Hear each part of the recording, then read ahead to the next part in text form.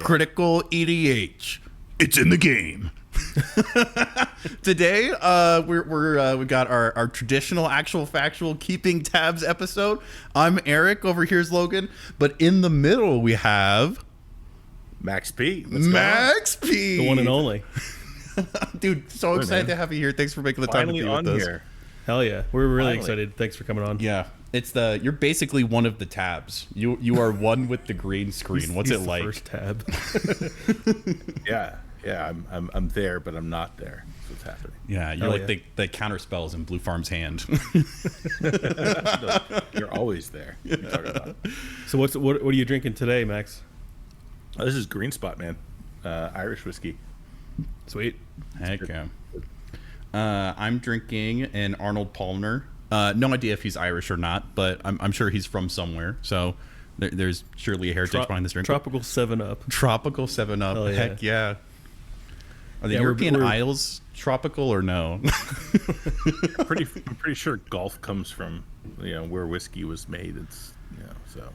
Yeah, that's not what I heard when I read right? The Hobbit. He's a golfer, so.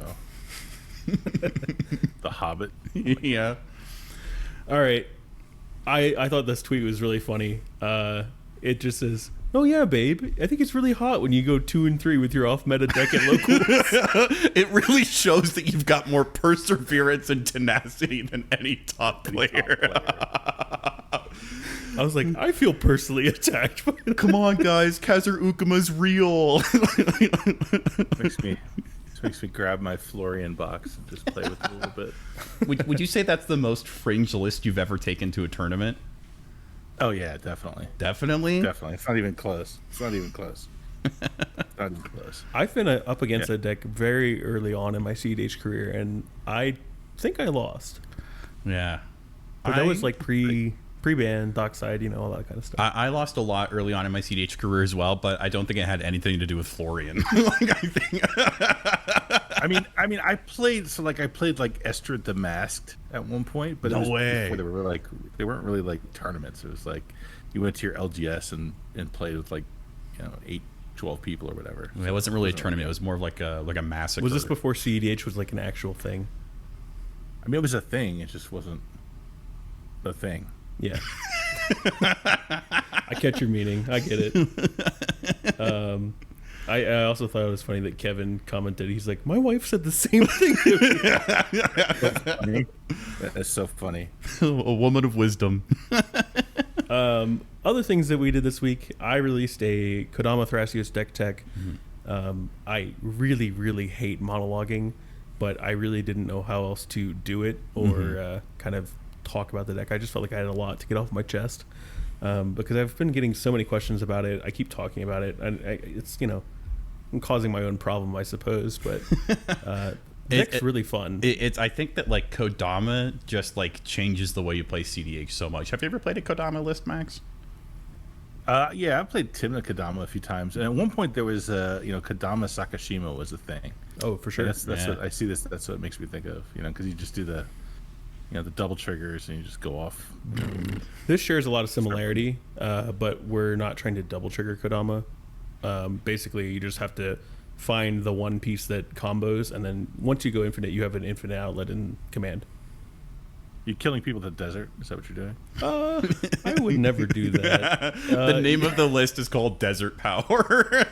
Yeah, checks out. Yeah, if there's any Dune fans out there, we got you guys. Yeah. If you're interested in this sort of thing, go check out that video. We have a bunch of coaching videos coming up. I think we just released Jason's last one for a little bit because we've kind of saturated the market on Blue Farm coaching. But I've got one coming up on Zur. We just released one on Kefka. I think you just recorded a couple as well, right? Yeah, it was super fun. Both the people I did coaching sessions with, so I did them on a Thursday and a Friday. Both of them were playing in a tournament that Saturday. And so one of them actually called me on the drive home from the tournament, and we got to talk through everything that it was like. I was like, how'd you do? And they got to walk me through some of their successes, some of their whatever the opposite of success is. But it was really great because it was for the radio list that I put together that they took to a tournament. And so I just love getting to talk to Magic players and hear. I feel like everyone just brings such a unique perspective, and then especially getting to walk alongside people as they like attend tournaments is I think like a very privileged space. And so the other player was an Obnix player who actually made top 4. And so it was really, really great getting to talk through and hear how like his perspective changed from like Swiss and the top 16 or things like that. So I'm really, really looking forward to getting to revisit that via video. Awesome. Max, are you still doing coaching or?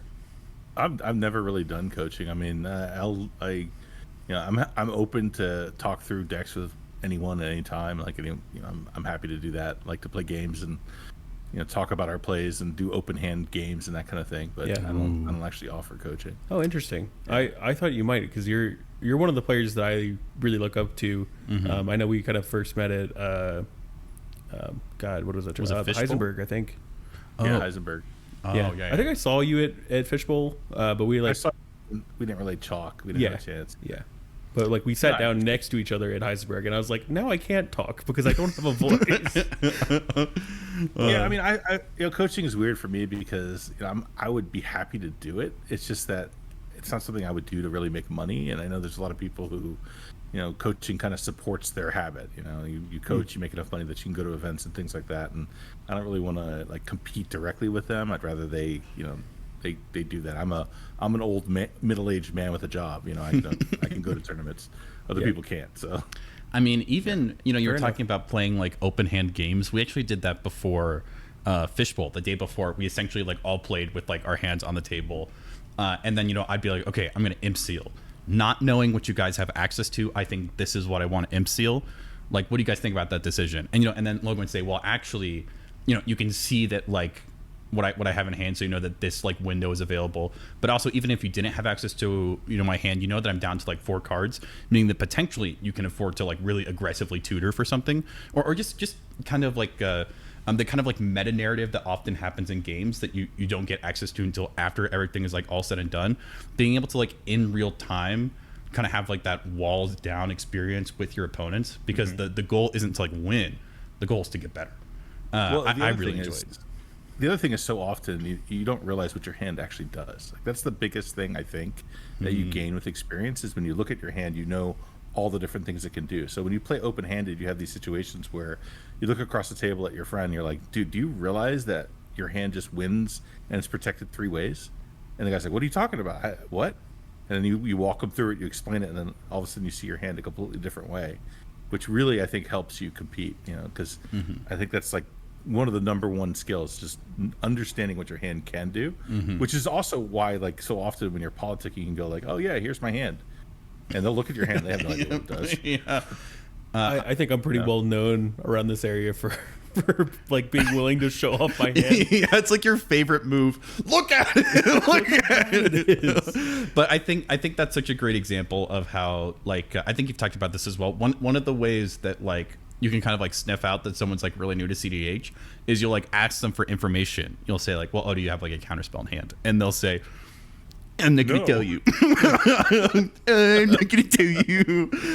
And you're like, well, that means yes. You can just say yes. And I think that there's like very, very guarded with information. And then oftentimes in the same way that like a kid learns to say like no for the first time, when people start getting comfortable with like politicking, I think that sometimes they can be a little too verbose with information. And so learning like when to like show your hand versus like when to say like, look, I'm not giving you any foreign information. Counter it. Don't counter it. Like, it's your decision. You don't get to like milk. You don't get to get probe me for free, kind of thing. Can be like really like a way that I think it separates the good from the greats. And plus, I think just like being able to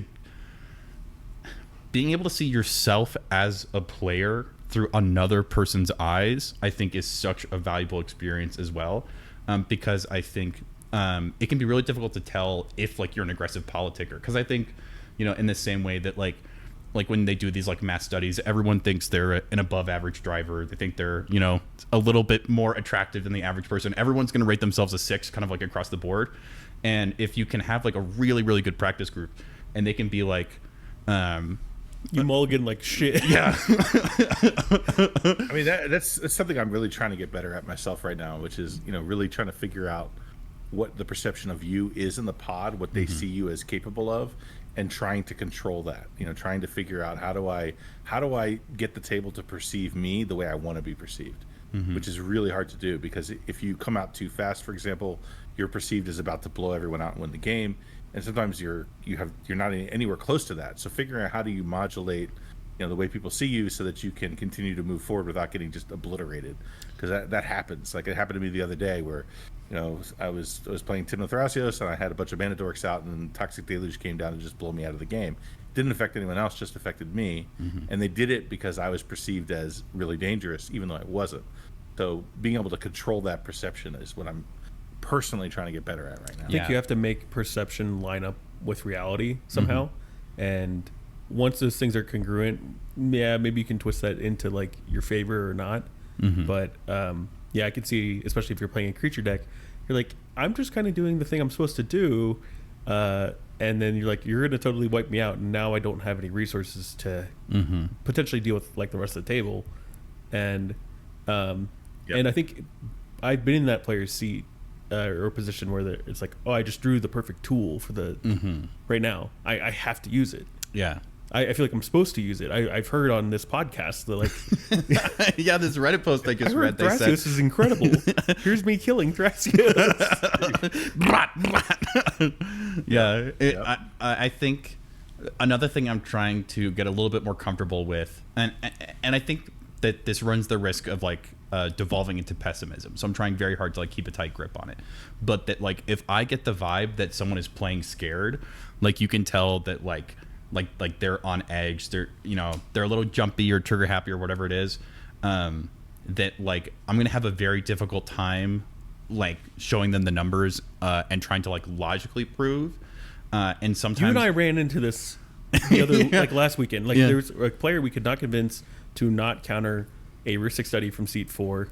The guy in seat 4 had like bowled down to 4. Oh yeah, poor guy. And Eric and I are both like, don't do this. This is like a really bad idea. Yeah. And Eric is like untapping with 10 mana, and he's on Kitten, and we're just like, please don't do this. And of course, the first study. I'm in like only hope. Literally, our only hope is that I'm in a dominant game position, and even I am like, you need to have access to that counter spell for later. I'm about to play all these rocks, and I'm like, you need him to have your that first flip. You had resolved the Seedborn off of a to the Battlefield Tutor, and then your first flip was Hullbreaker Horror, and we're just like, yeah, like GG. Yeah, but I think that like that player, from what it sounded like, had come from a game where they had like a profoundly negative experience, and so now they're in this situation where in the current game they're trying to do anything they can to avoid having that negative experience again. And so in the previous game, it was directly connected to heuristic study. And because they're in kind of like fight or flight mode, no matter how much you say, like, heuristic study is scary, but not as scary as like the C2 Kinnan. They just deployed like 5 mana. And so I think I'm still trying to find ways of like, if I have to like eat a Swords to Plowshares, take one on the chin so that like the player is able to kind of like emotionally stabilize, right? I will take a small loss now if it makes it easier for them to kind of like later down the road have that kind of like logical conversation. Because me and Logan have talked about this. Nothing scares me more than volatile players. You never know what they're going to do, and I am dumb enough that the only way I can reasonably predict what other people are going to do is just try to think of like, what would a smart person do? What would Jason do? What would Max P do in this situation? And then think of the opposite of that. Well, it's funny because one of the conversations I had with a good friend of mine, Micah, is we used to play a lot, and whenever someone would remove his thing, he'd get very defensive and very his temperature would rise, his tone would rise. You could tell he'd get flustered, and it wasn't necessarily because what was getting removed was critical. It's just how he would react when something was targeted. And I explained to him, like, when you do that, by the way, whoever is considering removing that thing is absolutely convinced that they need to remove it as soon as you do that. Because that's like a huge tell, like, oh, you really don't want that gone. That means we really need to make it gone, And so, getting to that place where like someone's removing your thing and you realize you're not going to be able to talk them out of it, and you just go, okay, yeah, and just let it go. And then sometimes magically they're like, oh, you don't seem to give a shit. Okay, I guess I'll target something else. Yeah. And hopefully that's the case, but I don't know. I think for me it's realizing like an immature place that I have as a player is like, if I think I've come to what I think is like the logically correct conclusion and someone else disagrees with that, there's like it feels as if the universe is off kilter, and I have to. I don't. You have to write it. You have to make it line up. You have to exile my balance canon. I don't give a fuck. We're dealing with humans, right? Humans are like we're kind of dumb. Like we do dumb things. That's what we do. Yeah, and so it's a game of 4 humans. I know it can delve into pessimism, but I'm trying to keep like a situation where. If I'm in a situation like that, I save my energy for later. It's interesting that we're talking about this because I think a lot of times emotions can pop up around deals in cEDH. So every video, we like to go over one of the comments that someone has made and just kind of pick it and talk about it. And in this case, we picked Nightlocker's comment. I think he just won a big tournament. I think so. That's Ethan Hinkle. Ethan Hinkle. Yep. Yeah, really good dude. He plays in our league a lot. Mm-hmm. Really cool guy. But he commented, "What do you all think of making game actions that break the spirit of a deal, but not the actual wording?" He goes in to talk about like the whole specifics and stuff, but I think maybe the specifics aren't that important. Mm-hmm. What do you think about that, Max? So I read this before when you sent me the link before, and I thought a lot about it, and it's kind of hits home in a couple different ways. One is I did this recently. I was in a tournament in Wisconsin. You did this? I did this, yeah. I was in a tournament in Wisconsin, and player in first seat, I was in fourth seat, looked at me across the table and said, "Are you winning on your turn?" That sort of confrontational, aggressive, question. Never heard that one before.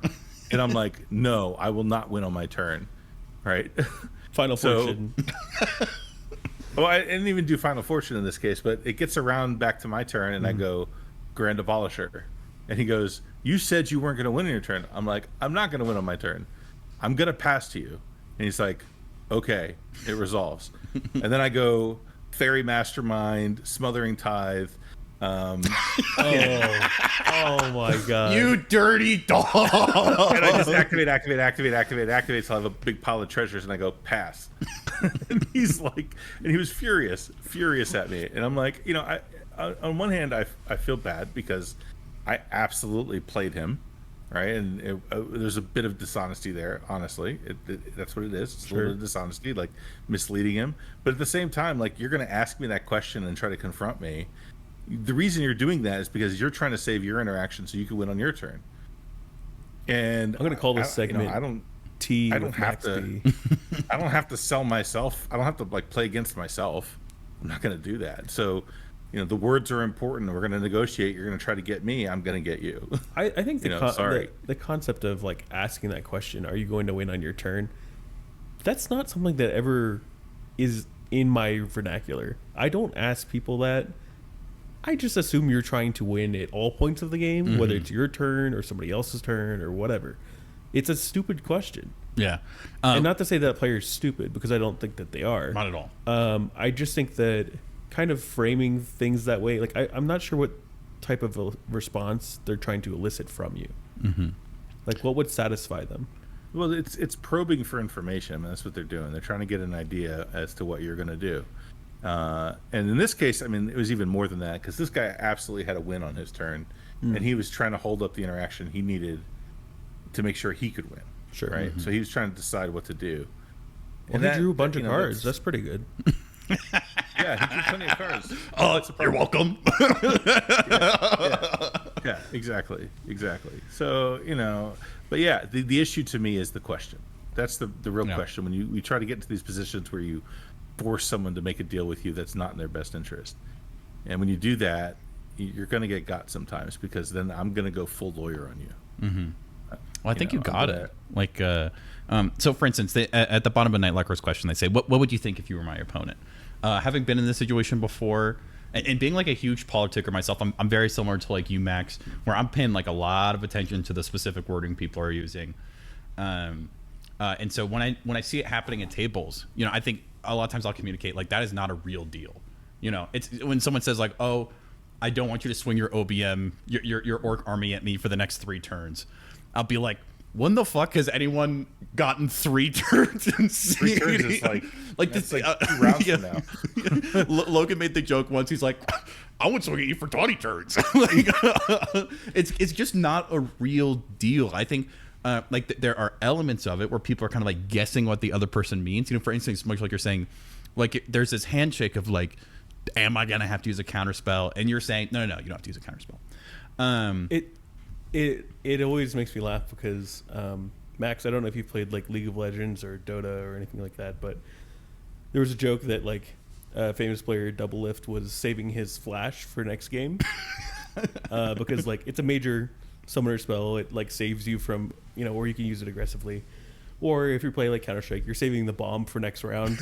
It's just like there's no, it doesn't mean anything. Yeah, it's not a real deal. Like if I think that once you've been around the block a few times in cEDH, you can recognize that you can all but win the game and honor the spirit of the deal. And so I now find myself in a position where like, well, what's the deal I actually want to make?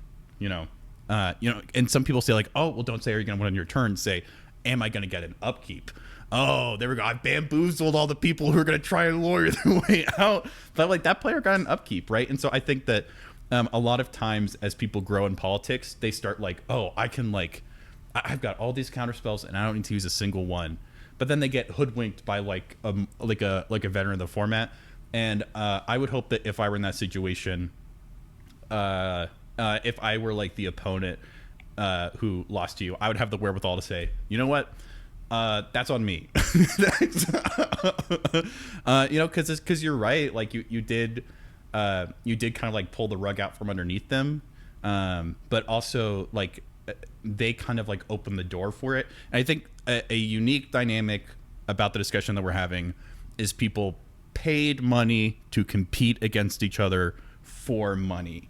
I think it's a very different conversation if you're just playing for fun, with your friends on Wednesday or things like that. I think that specifically in cEDH, this dynamic that we're talking about is an important dynamic to protect because it's what I think puts guidelines in place that like the game is always about winning at all points possible.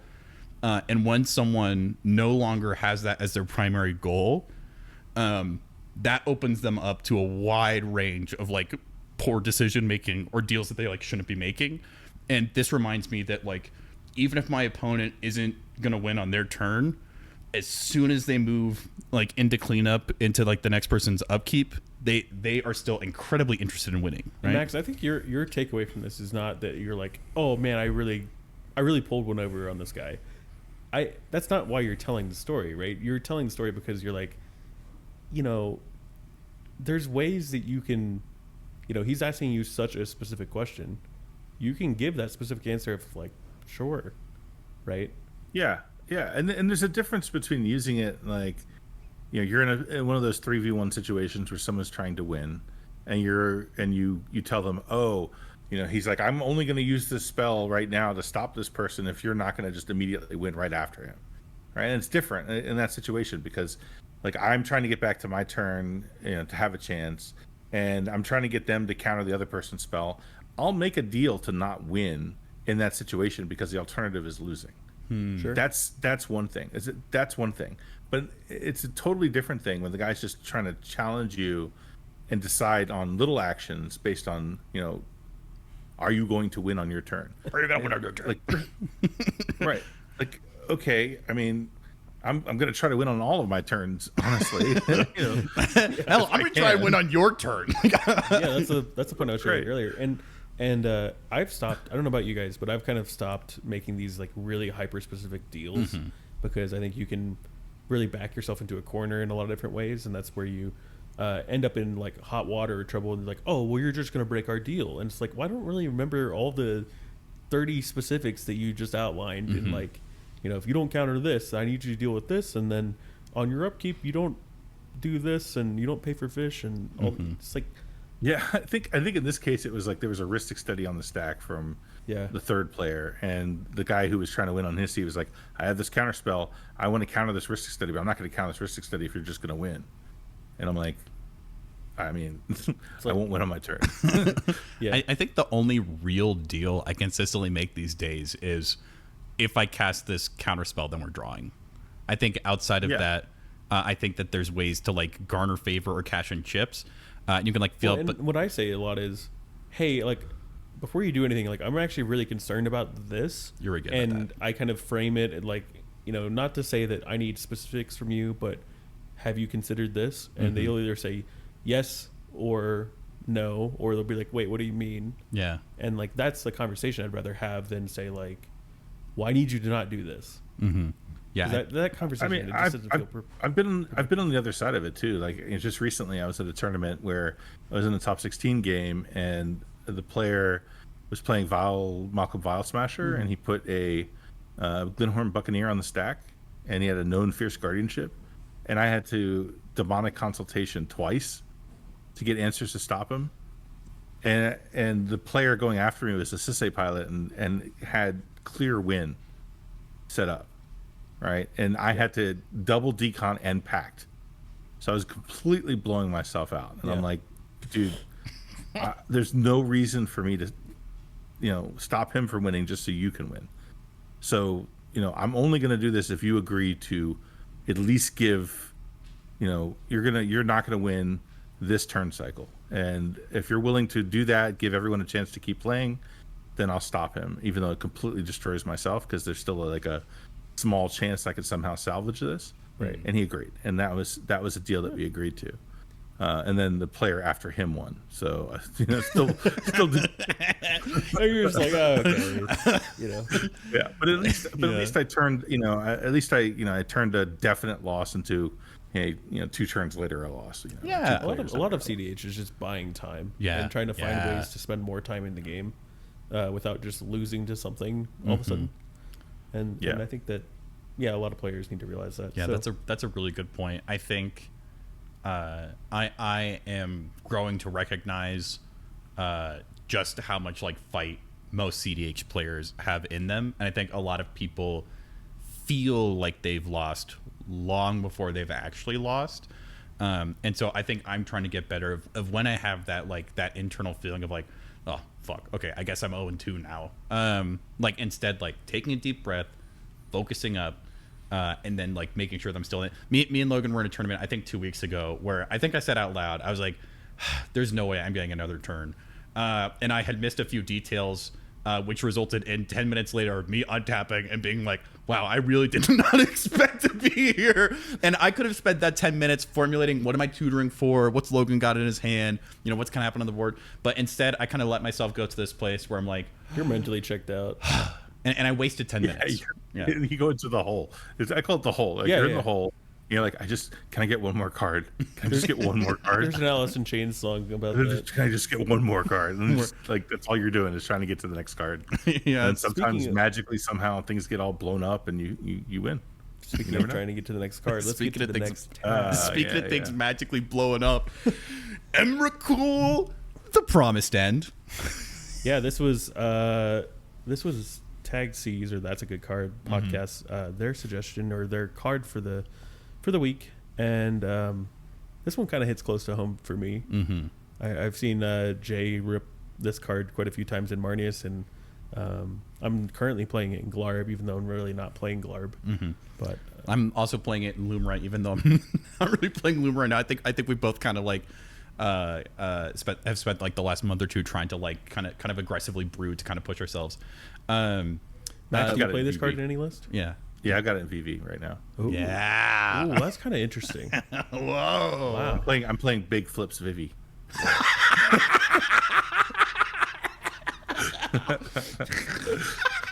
Okay, I need to see the list. That's hilarious. I'll send it to you later. All right, send it to you later. And all the big fatties you'd expect are in there. 100%. Yeah. Okay. That's so fun. Why? So I guess VV makes a lot of mana, right? Yeah, it does. It makes so much mana. You can cast this on turn 2. Sheesh. You can cast Vivi, drop a bunch of rocks on the table, cast a ritual, Emrakul. Boom. So Emrakul is one of those interesting cards. Turboing it out doesn't always feel good. Yeah. Because unless your opponent has a decon in their hand, and you're just let me decon for a mountain, and I'm in, TNT or something. Yeah, it's got the mnemonic betrayal syndrome where you're like, I have a turn 1 meme bet, easy win. Turn 1 seat 1 meme bet. Let's go. Yeah, it is. It's still a 13-13. It's really hard to get rid of. Yeah, really, really difficult. I think one of the things I like about this card is I think that it like is kind of like a weird win con that you can see either in low color decks. Like one of the things they mentioned in the podcast is that it's kind of like a Lumra staple. It's going to be coming out of a lot of people's lists going to Edge of Eternities, but like if you are trying to keep up with this super grindy, if you're in a very grindy like Rhystic Study like meta, you're able to just like literally grab a hold of someone's like 15 cards and say like, okay, now I have access to, you know, this Dahada player which fed this blue farm player, you know, for the last 2 turns. Now I get to have access to all those resources. I think it can kind of like redistribute things, and then also I think it can be kind of fun in a lot of like 3-color decks, like Marnie's Calgar, Glarb, these other lists that are looking to kind of like really slow the game down. It can give you like this huge burst of like resources, because in addition to a 13/13, you get a whole other player's turn. Yeah, pretty good. Yeah, I tried it in Italian for a while because I was running Italian in tournaments for, you know, a good 6 months or so, and you know, one of the problems with Italian is just winning the stupid game. Yeah. So that's the nice thing about Emrakul, is it tends to promise the end. So you actually win the game. Our local, yeah, but it didn't work out that great for me though, just because too often you target the wrong player and you're like, what the hell is this shit in your hand? Piecing together the win after you resolve an Emrakul is like, it's one of the high pressure moments, right? Because you're like, I don't necessarily know what's in your hand or what you're set up to do, and I kind of also have to know and pay attention to what your deck is doing for the entirety of the game, right? And some decks is easier than others. You know, if you Emrakul a TNT and you're like, oh, I'm just gonna rip a Abolisher, and then I'm gonna make infinite mana finale, kill the other 2 players, and then continue to draw my deck with Thrasios and then kill myself. Yeah. Or you run into a situation like someone casts the Emrakul and tries to target me, and I deflecting swat it to the Mag player who has 2 cards in hand, and like they no treasures. They sack 2 treasures and pass. So I'd love to know.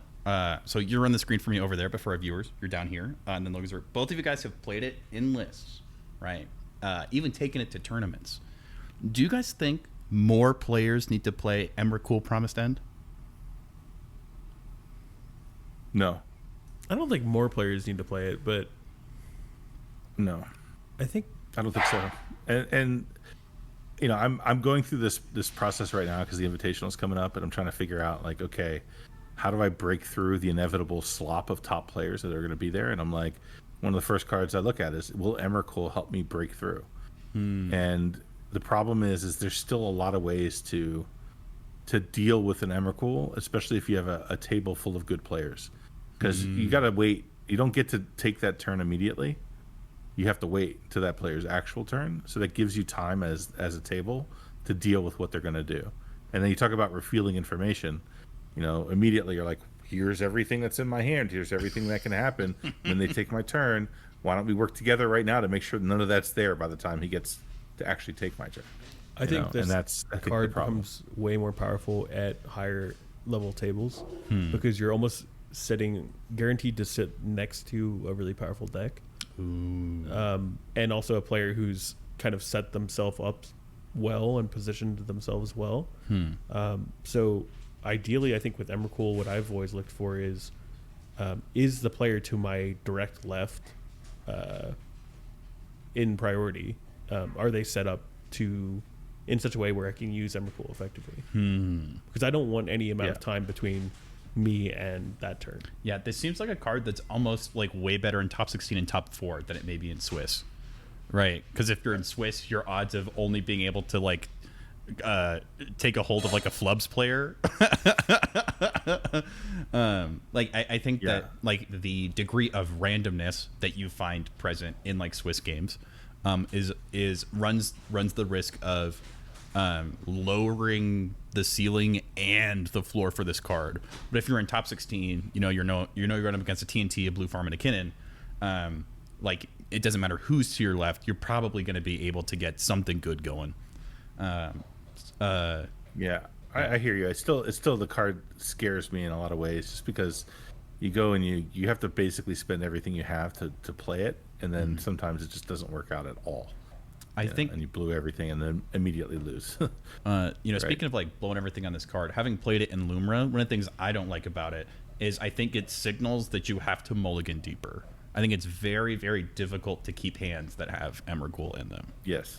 Doesn't go under Chrome Mox. No, it doesn't do anything until it until it does. Tries to do something. Yeah. And the other thing it does is you cast it, you target someone, and the next person in turn is like, well, I guess I have to win now, and they just spend everything they got and shove, and then if there's a blue farm at the table that's not you, they're winning. Interesting. Yeah, I think I would like to see this card more. I think extra turn effects or things that kind of like steal turns are like an interesting kind of like not entirely unexplored, but not like prevalent space that we see a lot of like cEDH in. And so I think it would be interesting to imagine what cEDH would look like if Emrakul reached like dockside levels of popularity. I don't think it would happen, but I think it's interesting to imagine how that would affect the format. So I would like to see it more just from like an imaginative like interest level, but I very much agree with you guys and why I think we don't see it more. And I think we see it the appropriate amount right now. Yeah. Which is... I agree. Yeah. I get surprised by it unless someone's playing my Glarb list against me in top 4, which just happened, and I got Emrakul and died. But like, unless like if I get surprised, I feel like I should get surprised by this card. 100%. You know what I mean? Yeah. Like I shouldn't be like, oh well, there's 4 decks at the table, 3 of them are running Emrakul. Like it's not. I don't think that our format's in a healthy spot if that's the case, right? That would be crazy. That'd be crazy. Because everyone's dropping a 13-mana creature on this. the table. This is why we can't ban Thasses. yeah, because that's what this becomes the win gun. Yeah. Oh man, it was a really good episode. I did want to talk about our friends at MTG Basics. They did a really good job breaking down some of the cEDH meta decks, talking about the preparing for the Invitational, and kind of exploring what decks would be seen at the Invitational, like things like Sisay, Blue Farm, TNT, Rogthras, Rogsai. They did mention Rongsai, which was pretty cool. Yeah, that was cool to listen to. And so even Glarb. I know both of you guys qualified for the Invitational. Congrats. Yeah, thanks. I was a near miss at 173. Look, top 200 is a feat. I'll be honest. I mean, I was you were. I mean, when we played at the Heisenberg, you were impressive. So I was after Heisenberg, I really appreciate you saying. I look up to you as a player, so it's meaningful to hear you say that. After Heisenberg, I was ranked, I think, 86th, and then because of various commitments we have, I like basically couldn't play in a tournament for like almost a full month. And then I was going into like one of our weeklies at each year. I was like, I wonder where I'm at, and I'd fallen all the way to like 130. And I was like, But it was a lot of fun. It was a great journey. But I would love to hear, right, as people who are kind of like, in the position to go to the Invitational. What are ways that you guys would expect a tournament comprised of the best to meta-wise vary from the average tournaments that you guys performed and played at to get to where you are today? Max, I'll let you start, but I did want to ask, were you at the previous Invitational? Yeah, I was at the last Invitational too. All right, so tell us a little bit about that, and then so go ahead. It's interesting because before the last Invitational, I actually went player by player on the bracket and looked through what decks they played and tried to get a sense for what they were likely to play. Whoa! And at that point in time, the meta was extremely homogenous. I mean, we were looking at the vast majority of the field being Blue Farm, Rogsai, and Sisay specifically, and everything else was sort of like one or two, one of or two of, and there was a massive numbers of those others.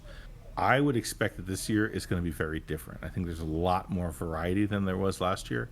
I think you're going to obviously see Blue Farm, as the most ubiquitous deck. But after that, it's going to be pretty wide range, I think. I think we're going to see a lot of interesting decks. And we have people like, Kellen, Hebrew Hercules, who is going to be bringing Tim to Dargo for sure. So we're going to see some Mardu action. I just talked to him today, like quite a bit. We were talking shop. That guy is so interesting. He is so cool.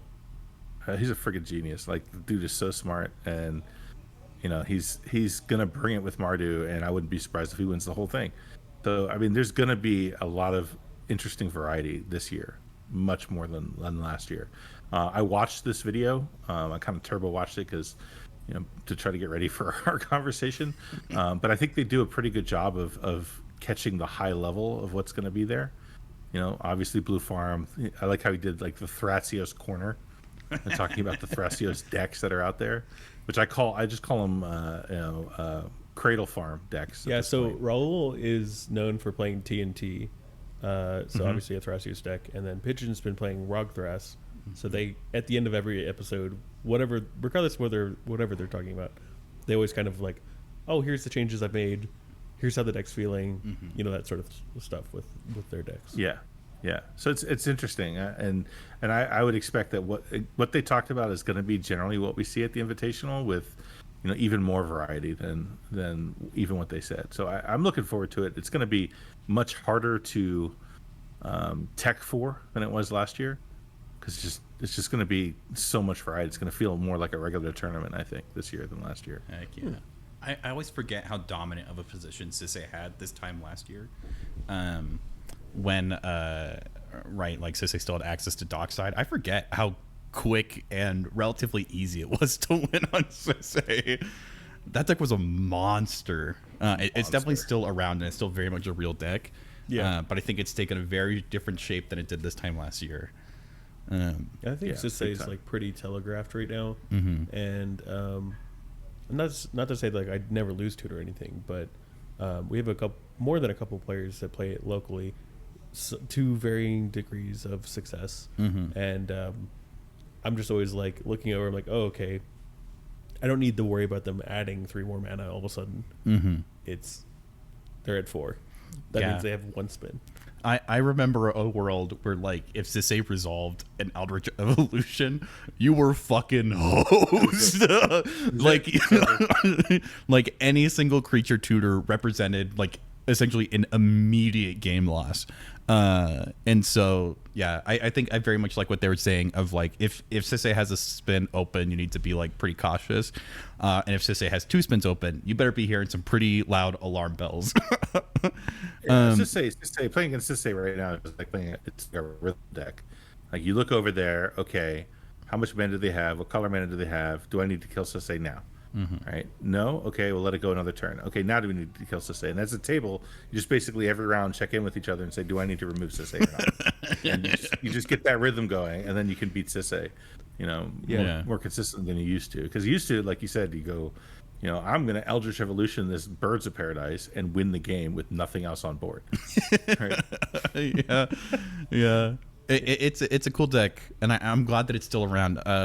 Chase from Casting Cost actually has been playing like Birthing Pod Sisse, which I think is pretty interesting. I miss clam chowder though. Oh my god! Yeah, you used to see so much of it. How would based off of like all the tournaments you've been to in the last year, Logan, how would you expect the Invitational to kind of like be different, or kind of what Max was talking about? How would you attempt to prepare for this in a way that may differentiate itself from, like, for instance, when we prepare to go to the Heisenberg or to Fishbowl? This is something that I was considering for a while, and then I've since stopped, because at this point I have resigned myself to not going to the Invitational, unfortunately. Oh, I'm sorry to hear that, man. No, it's okay. I'm not like upset about it or anything. It's just timing wise, we're having a kid, and the due date is like the day of the Invitational. So I'm kind of, that's kind of more important. Yeah. My goal this year was to make the Invitational, which I did, and like that's awesome. So hopefully there's one next year. But when I was thinking about like how to prepare for this type of thing,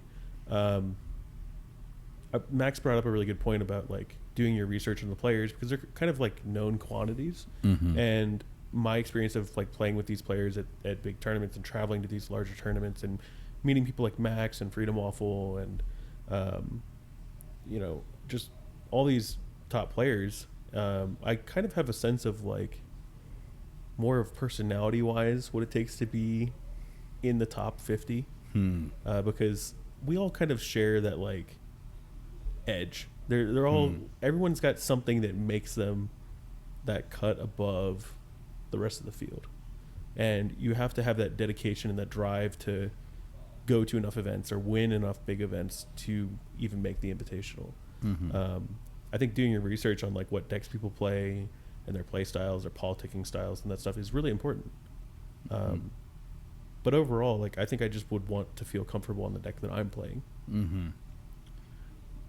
Yeah, I think that's like so. I don't think no amount of like knowledge of your opponents is going to be able to replace like knowledge of the self.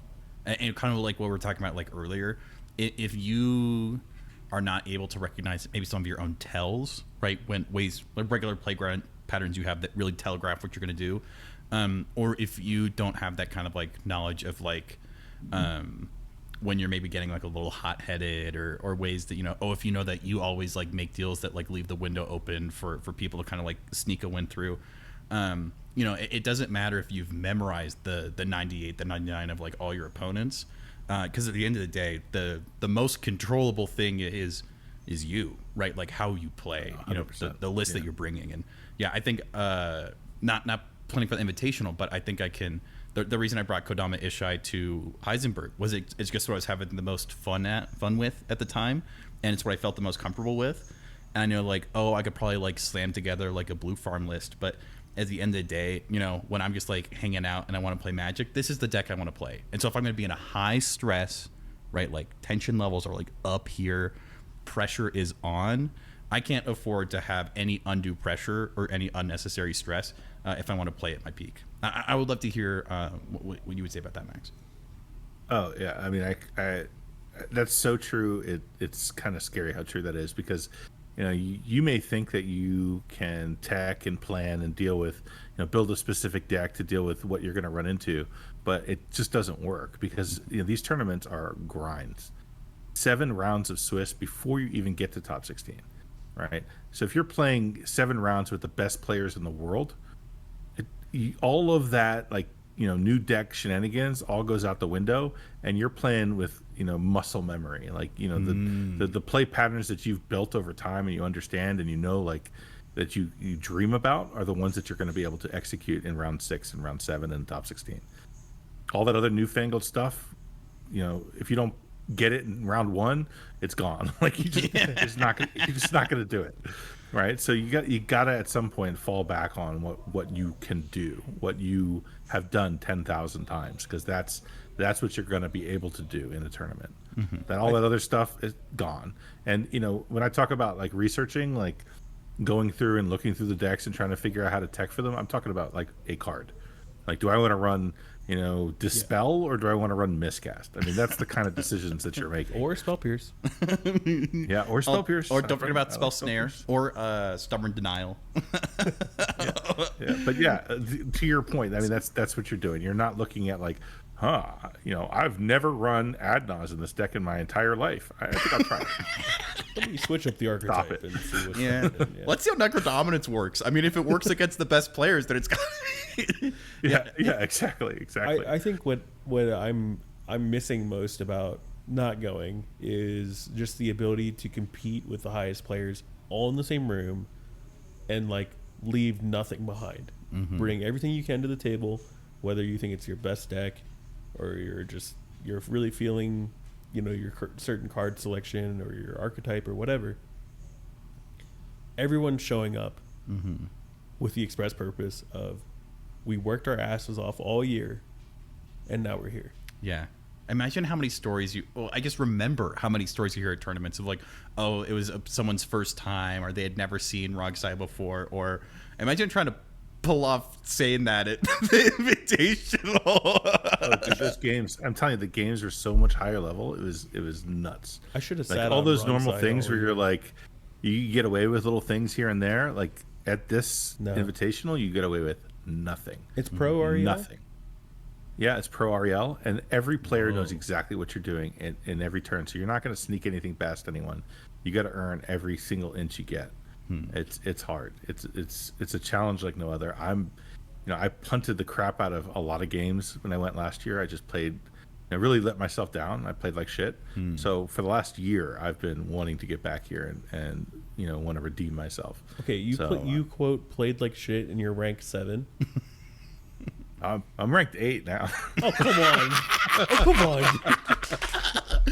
Fucking garbage, dude. I don't know why we're. Dude, I want it bad, man. I don't know how to tell. I don't know how to say it. I want it bad. Get this chucklehead out of here. Bring number 7 in. No. That's. I think. Oh wait. 2 things I want to say.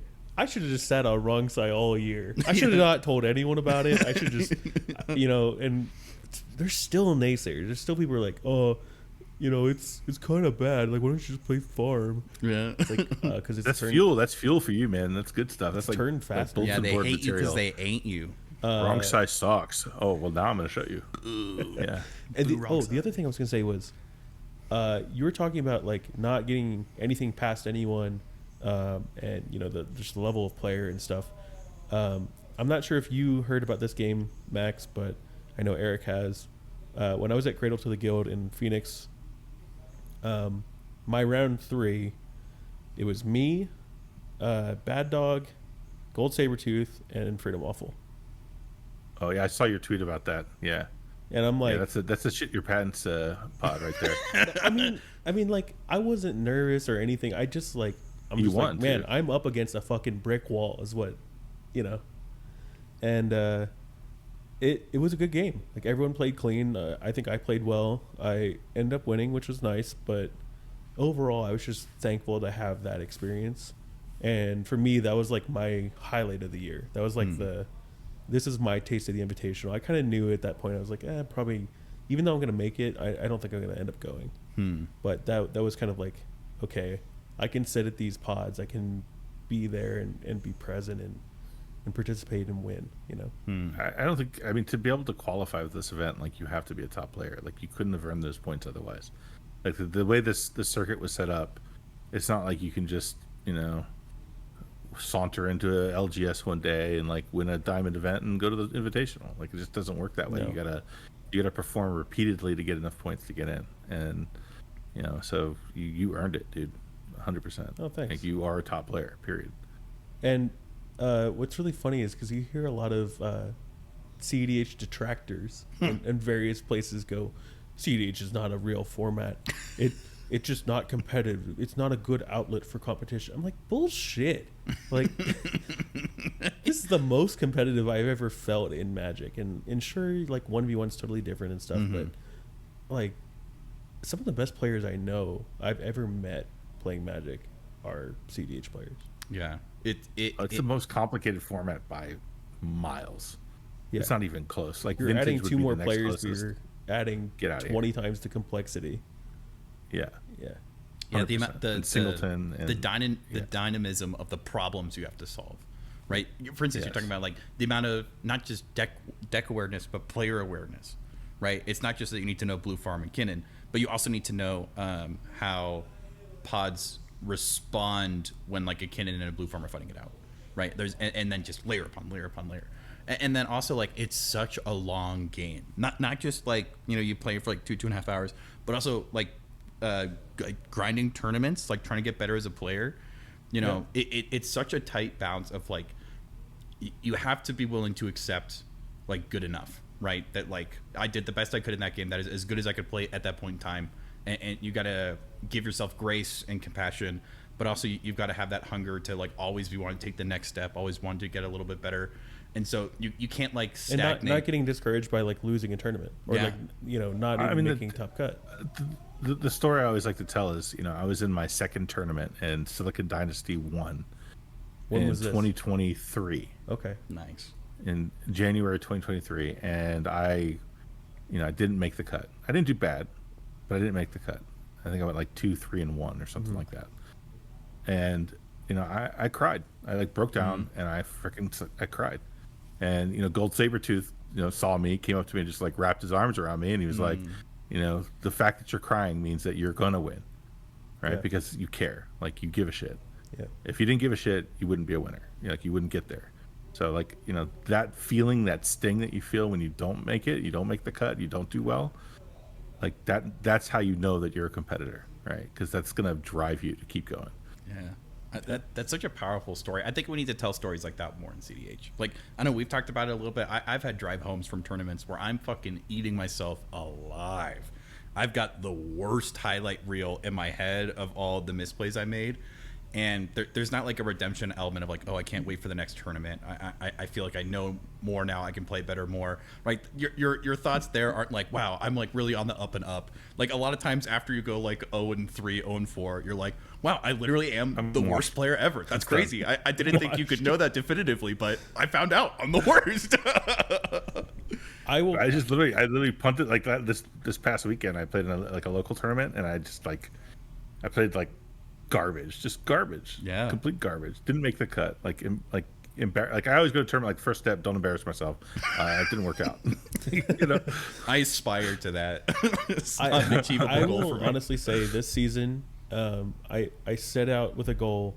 I even told Emily. I think we were like just sitting in bed one night. I was like, I think it was like September or October last year. I was like, I kind of think I want to like make a run for the championship. And she's like, okay, like what does that look like? And we just started talking about it because I had just kind of started playing cEDH, and I got really interested in the whole like elo and like point structure and bracket system and just like the long game of it. And that's kind of what you were talking about. And then somewhere around like December, a switch flipped, and I was like, I can do this. It's hard to be a good player, but like it's not hard to be good enough. I think I can be good enough to make the cut. And so I was like, I don't know what that looks like. I don't know what that's going to require, how much effort that's going to be, whatever. But damned if I do, damned if I don't. I'm going to try. And I think what really kicked it off was winning Snowy Summit 2. And then every tournament after that, it was like win or lose. It just like increased my drive more and more and more. And I had a few wins since then, none as big as that, and like a bunch of good finishes and stuff. But my drive just like never died, and I think that's what like got me there. That's cool. That's cool to hear. So, I don't know. I'll do the same thing next year, I guess. Yeah, I just think it's so important, and I think you're very similar, Max. A lot of our content is focused around TEDH, and so we'll kind of follow like zeitgeist to zeitgeist of new card coming out or. And I think there's definitely a world where you can kind of like tech around specific things or try this new hot deck. But if you really want to improve, you got to like look a year out, say like what tournaments can I go to? Do I need coaching? Do I just need to like find like a solid like group of like, you know, 4 guys or gals to just jam like high quality games with? Or it's a long game. cEDH is a long game. Yep. I know of a league where you can get a lot of games in. Oh boy, I saw you were playing in there today or yesterday. Yesterday and today. Oh wow, you been having a good time? Yeah, it's great. Lots of people all the time, firing games. Love to hear it. I was queued up at like 9 a.m. and getting games. Yeah, I think statistically we're averaging what, like 30 to 35 games. No, not that many. We're averaging 24 a day right now. So if you want to play cEDH, there's at least 24 games that you could be a part of. Approximately 1 per hour. You know. Oh, man. And all the top players are there. Like all of them are there. That's what surprises me a lot. I'm like, not only have I attracted top players, or we have attracted top players, but like we've retained them from last month to this one. Yeah. So that's kind of everyone's looking for games, man. Everyone wants a place where you can consistently get games and good games too. Critical EDH League is where that's at right now. And if you do really good, you can get some Doot loot. Doot loot. Oh man, I haven't bought anything off of Doot yet, but I really want to. Totally unrelated to that. Just really quick, I'm gonna totally gloss over Eric's appearance on this YouTube channel, but Blake from Casting Cost cEDH chatted with Eric a lot about Lumra, but really kind of about like other stuff too. Yeah, it was tons of fun. We started with the intent of talking about Lumra. He had questions prepared, and I, as I often do, unintentionally planned to take as many different side quests towards the main objective as possible, and so it was a great conversation. It was not intentional that I wore the same shirt today that I'm wearing in that video. Hey, different hat. It's fine. You're a different person. Different hat. I washed it. You I have other promise. shirts? Yeah, it's that this was embroidered by my There's wife no evidence that he as has other a shirts. birthday gift. No, it was tons of fun. I think one of the things that I really liked about this conversation is that our YouTube channels kind of started at the same time, and we're both kind of on this journey of trying to improve as cEDH players. And so a lot of the conversation for us revolved around the people in our peripheries who have either like given us advice or insight in how to improve, or just support, and then us kind of like sharing that mutual support with one another. And so great guy, super enjoyed getting to chat with them. And yeah, I think that one of my big takeaways from that was the value of like community in cEDH. And you know, we live in like completely different states. Me and him have never even played a game against each other, but over the course of like an hour and a half just chatting with him, I felt like, you know, I was able to take, you know, one little step forward, you know, just kind of getting to pick his brain or hear his thoughts on stuff. And the same way I feel when I watch some of, you know, your episodes, Max, of the Win In podcast, or, you know, listening to like That's a Good Card. You know, as cEDH players, we have to pull from so many influences. And that can be, you know, whether passive, just like listening to videos and stuff like that, or oftentimes call me an influencer. Logan, you're definitely an influencer. Jeez. Derogatory term. By the way, I just want to say I do appreciate the way you guys really seem to take an effort in cross-pollination of all the content that's out there. Like the fact that you have this, you know, check-in every week or whatever, and you kind of go through what people are putting out is, I think it's really important, you know, for all of us to see what's out there. Like I didn't even know Casting Cost cEDH was a channel until now. They're really great guys. You know, yeah. And to your point about, it was a great video. Yeah. To your point about like cross-pollination and stuff like that, hopefully we're adding something to the conversation instead of just doing the content farm of, oh, Tag C put out this video, okay, next. Like that's not what we want to do. We want to continue the conversation and continue interacting with these other personalities and players and stuff like that. I think it's nice. I think it's important. Yeah, I think both like geographically and like ideologically, Denver and Critical EDH is kind of like in the middle of like a lot of what's happening. And so I just love being able to like talk to a player on the East Coast and then talk to a player on the West Coast and then hear how they have very different opinions about the card Cursed Toto. Or you just pay attention to the meta or play styles and even just the way people talk, the words they use. I think that we just have such a vibrant ecosystem of ideas and thought and personalities and peoples. And I'm just so proud of like all the people who are in the cEDH space. And that makes me want everyone to know, you know, I want people to go listen to Casting Cost stuff. I want people to go, you know, listen to like you and Hire talk about stuff. Or I think that I have so benefited from getting able to, you know, like this buffet of go here and get a little bit of Emrakul or a little, you know, Lurking Predators or all these different influences.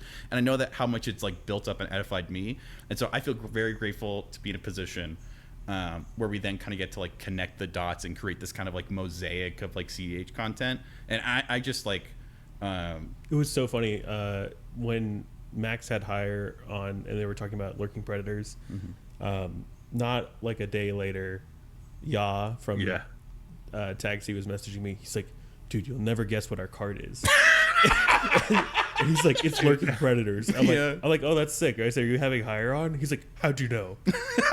It's so funny because I'm sitting in the car and I saw the notification for the Lurking Predators card, and I'm like, that's Hire. That's absolutely Hire. There he is. Hire. And I literally texted Hire, like, I'm like, dude, come on. You scammed yourself onto this shit. Come on, get a new bit, dude. Come on. I'm pretty sure that if I look up the Oracle text for Lurking Predators, there's a picture of Hire, like in the Oracle text. Yeah, that and what is it, Necrologia? Yeah, Necrologia. Yeah. Doesn't he have a Deadeye like Navigator as his profile picture? I think so. I just love it. I think I love being a part of like the cEDH conversation. It's great. And so I think love the Twitter drama. I love all the like, you know, Max is rolling his eyes, but yeah. I want to make March Meltdown, but like in a cool way. I right reason. Yeah, in like a normal not like racist or anything problematic way. I want to make it on March Meltdown. I don't know how it's gonna happen. I think someone find a wholesome way to get in there. someone very problematic is gonna have to pick a fight with me. Eric laughed too loud at a tournament and he got DQ'd. I just like I don't know how it's gonna happen. But You just need to fake like a big like critical EDH breakup and just put it on Twitter. And I then be like, could never mind. never. Just I kidding. could never. I'm too far in. Speaking of stuff happening. Speaking of breaking things up, this top 4 is very interesting. This is crazy. This This is never in a million years if you told me that a 64 plus person tournament was happening. That this is what the top 4. Okay, so there's a couple things that are interesting. Not only who won, that was Comedian, but the decks that were played in the top 4, aside from Sisse, I guess, but the other 3 were very interesting. And then this is on the last day for points. So these people are bringing these interesting decks to what is somewhat high risk, right? High stakes. Well, some drama for you. I mean, Malcolm Beckford, who's, by the way, great guy, another genius in the format, Sisse pilot, made the Invitational from this tournament. Whoa, If he hadn't top 4, he would not have been in. Whoa, way to go, Malcolm. Hell yeah. Sweet. Yeah. Breaking top 64 like Beckford. Way to go. We were going to pull up the deck list, right? We're just going to quickly. Well, first of all, before we do that, you see that Ian won the whole thing with loot, but you need to understand that all Ian needs is a pile of 100 cards and a way to win the game in that pile of 100 cards. Sure. Like that's all he needs. It literally doesn't matter what the commander is at all. I'm like 90% sure that like tournaments are on Saturday. He goes on Friday. He drafts. Someone is trying to get rid of all the commons and uncommons they don't want. He grabs it, sleeves it up, takes it to the tournament on Saturday. Like I am convinced that someone's like, throw a ton of magic cards in the air and I'll pick up whichever ones fall on the ground first. Like I don't know how he does it. It used to be that he could win with a ham sandwich. And I'm like, nah, he can win with bread or mayo. Give the man unprocessed wheat and he'll make it into top 4. Yeah. And he did it without any losses either. I think that's like no shade to Ian. If Ian ever watches this, we're not making fun of you. We're complimenting your skill as a player. But damn, son, you play some weird decks sometimes. Yeah, I'm so jealous because when I play fridge decks, I go 0-7-0. Well, it's funny because I talk to people a lot and they're like, oh, I'm picking up Ian's deck and I'm trying to play it. I'm like, wait, stop. Okay, hold on. Stop. Did you say Ian's deck? Okay, hold on. Yeah, back up. Him. Let's pick a deck that's actually like a good deck. Okay. Yeah. No insult to Ian, but Ian has his unique ability to play cards in ways that other people don't. So like you picking up his deck is probably not going to work out for you. Yeah. Very, very impressed by him. I think if you talk to people who have been coached by Ian, something that they will oftentimes describe is him kind of finding this card that's like equal parts silver bullet / like 100% levels of like synergy with the rest of the list. I think he has just like seen so many like magic cards that his like internal library, he can look at any list and then he has like I think a very high capacity to like see like all the different like iterations of it and then be like, oh, here's how you can take like one step to, like more control or more sees turbo. Infinite futures. Yeah. And in those infinite futures, there's two of them in which you win. It's like what we talked about earlier. Like he's a master of controlling the perception of him, by the table and finding a way to settle into exactly where he needs to be to navigate the game. And he's a master at that. I have to give him credit for at least part of my Snowy Summit win. As a reassurance to myself, I was like, you know what? This is a pretty big tournament and kind of the biggest tournament I've gone to. It's $85 entry or whatever. Like that's kind of a big investment money-wise. And I'm like, maybe I could invest a little bit more and maybe I'll do a little better. So I got a coaching session from Ian. I think it was the week before or 2 weeks before. And we had just chatted about the list. And I said, the one thing he said to me was like, it seems like you have a pretty good direction of where you want to go with the list. And we started talking about like a couple of specific cards. And then I said, hey, one that's been like sitting and rotting in my sideboard for a little bit is Bane of Progress. And he's like, that card would be sick in this deck. And then sure enough, like it got me through Swiss. It didn't come up in top cut or top 4, but it felt great in the deck for a while. But like just having that, like what I would deem as, our equivalent of a professional's opinion on even just the smallest thing, and the value of coaching is really just like you are put in the learner's chair and you are being fed knowledge and fed feedback, and it is your job to like take that in, and you can accept it if you want, you can do whatever you want with it, but that interaction I really appreciate. So it was cool. Yeah, it was cool. Just to go over a couple of the lists. So I think in third, Wandering Minstrel. What was your takeaway from this list? I think it's still really interesting to see how people take the Wandering Minstrel. I built it with like Secret Commander Lumer Corvold. This player went with like Gitrog, which I think is like super duper cool. Mutual comrade and Critical Opinions, Austin, is doing more of like a clam chowder Wandering Minstrel almost. Yeah, he's doing like Turbo Nos, right? And so I think I like seeing that they're very much doing like the land thing. They've got Excavator in here. They've got Life from the Loam. And I think that the Wandering Minstrel is still kind of like fighting for like which archetype is going to like be the most prevalent like 4 or 5 months from now. I think people are still kind of trying to like put it through its paces. And so I like the idea that it's kind of serving as a home. What happened to this bayou?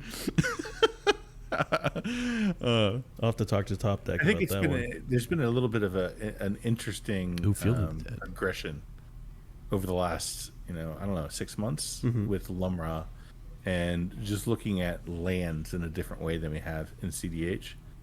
So usually you only have a few slots for utility lands, to really utilize. Now you have decks that are built around what those lands can do, and I think that's why Wandering Minstrel has legs, because it can, similar to Lumra, take advantage of those things. Who knew Tiller Engine in the command zone is pretty good? Hey. Every like Amulet Titan player is like, I told you so. Well, but the thing is, every CDH player looks at a deck like this or looks at a deck like Lumra and they're like, lands. Yeah. Okay. There's no way. I'm not even going to bother reading what Mirror Pool does. There's no way it's going to lose me the game. Right. Because we just don't have that. Like you talked about, like our internal library. I don't have an internal library of all the lands that we don't play in CDH. Why would I keep track of that? I have no idea. So this opens the door to a whole nother like CDH dimension of what lands can do. We have a local player. His name's Kyle. He is like an old school lands player. He's been a lands player as long as Magic has been around, pretty much. And he plays like mono black Obnixilis Landfall. He plays Child of Alara. Child of Alara. Only 2 lists lands. he plays. And he plays them in CDH, and they're both incredibly oppressive and hard to play against because he's also just a really sick player. Yeah. And then the biggest like praise for me, he saw me play my Kodama Thras list, and then he's like, "Can I play that?" And I was like, "Sure." And then he played it, and like he absolutely just cooked the table on it. And he goes, "This list is tight. This is cool." And then like I could see him picking up a list like this and going, okay, this is I'm sure he would have some things to say about the specifics of the cards and whatever, but he's the type of person that can just pick up a lands deck and just play it, and he'll figure something out. Oh yeah, I think I will say this. I worry about decks like this in the sense that they really prey on people not knowing what the fuck it's doing. Right. And once, I hope I'm allowed to say the F word. Oh, I don't care. Okay, yeah. But once the deck becomes more known and people understand where they can interact, then the deck loses a lot of steam, right? Because right now, even me, like I haven't played against Wandering Minstrel ever. I'm gonna push back on you a little bit on that. It. Yeah. If you interact with a lands deck, not only does it feel bad, but they're also left in a state in which they still have a lot of lands, and that means that like they can just push again via another avenue. The whole thing that I found with lands is they're incredibly resilient. Mm-hmm. So I think there are different iterations of resilience. I sure. think when I first started brewing Lumra, there were a lot of instants and sorceries, like Tempt with Discovery or Realms Uncharted, that felt like free wins because everyone would search with Tempt with Discovery. And so as a land stick, I get 4 lands. Oof. It's like giving it to me. And then people figured out how the list kind of like worked. And then suddenly now I'm paying, 4 mana for an instant, for sorcery, just to get like 1 land. And so then I found that I kind of had to have like this kind of like revisit the list where now that people know how it plays, I now have to play in a very different way that is very viable, resilient, and still gives a lot of room for like brewer expression. But I had like a tight bundle of wins and then a very long losing streak because I was expecting to like get away with stuff and right. like, the secret's out. Like, people figured out how it works. But then once it kind of like stabilizes and normalizes, like people, now are aware of like Urza's Cave and Vesuva and Echoing Deeps in a way that they weren't like a few months ago. Now you are able to more meaningfully able to like politic because people are less scared. They have more information. And now when you say like, oh, instead of like crop routing for, a shifting woodland, I'll get a cradle. And then weirdly, people are way less scared of you having a cradle. And that is the appropriate assessment. Yeah. But I do agree with you. I think that a lot of people picking up lands or being the first person in their kind of like LGS to play lands are probably going to see a lot of like very quick wins. Success, and then you need to, as your play group begins to like figure out how like Sunscorched Desert works, you also have to be making sure that you're continuing to improve and get better. So I very much agree with both you guys. I guess the one notable thing I was looking at here, I mean, you're in the colors for it, but there's no Thassa's Oracle in No Thassa's Oracle. Yeah. Interesting. Which is interesting to me too. Yeah. It's just oftentimes not as necessary. It's really easy to stop. Y'shtola. I don't know anything about this aside from it's kind of like a. You're building it? Okay, let's. Yeah. You need to interpret this 99 for us. This seems like a pain deck. It is a pain deck. Yeah, it drains. I don't know if I'm not building this exact version of it. I don't think, but essentially what this is it's a drainer deck. So you see Papalema there. What is it? Papalam. What is it? Papalimo Totolimo. Yeah. Oh my. Put curiosity on this creature. Dang. Okay. Yeah. It's like okay. I see it. Okay. Same thing with Y'shtola. If you put curiosity on Y'shtola, it also does damage. Right. Okay. Okay. A massive draw engine. And it's an Esper color, so you can run all the good, Tivit special stacks pieces. You got Adrenaline Vala, you got Shieldred, you got Dranith Magistrate. So all of those effects are in here. What does Tandem look at stacks doing out the here? player. It's also curiosity. It's a curiosity effect. Oh. Yep. VV So players, he didn't know. It's okay. You draw lots and lots of cards, and then just like Talion, you win with the meme bed, or you win with you draw your deck with. I'm so glad Kitten, or I'm so glad you brought up Italian again. You said you played Italian for like 6 months, and you're like that deck doesn't win very well. Our local judge, Jay, he's now certified level 1, by the way. Congrats, Jay. He used to play Italian a ton, and he would always walk up to people after they're like, "Oh man, that was just such a crazy game. Like, I just don't understand. Like, what are the win cons?" And he's like, "The first win con is opponent concession." Yeah. Stay down.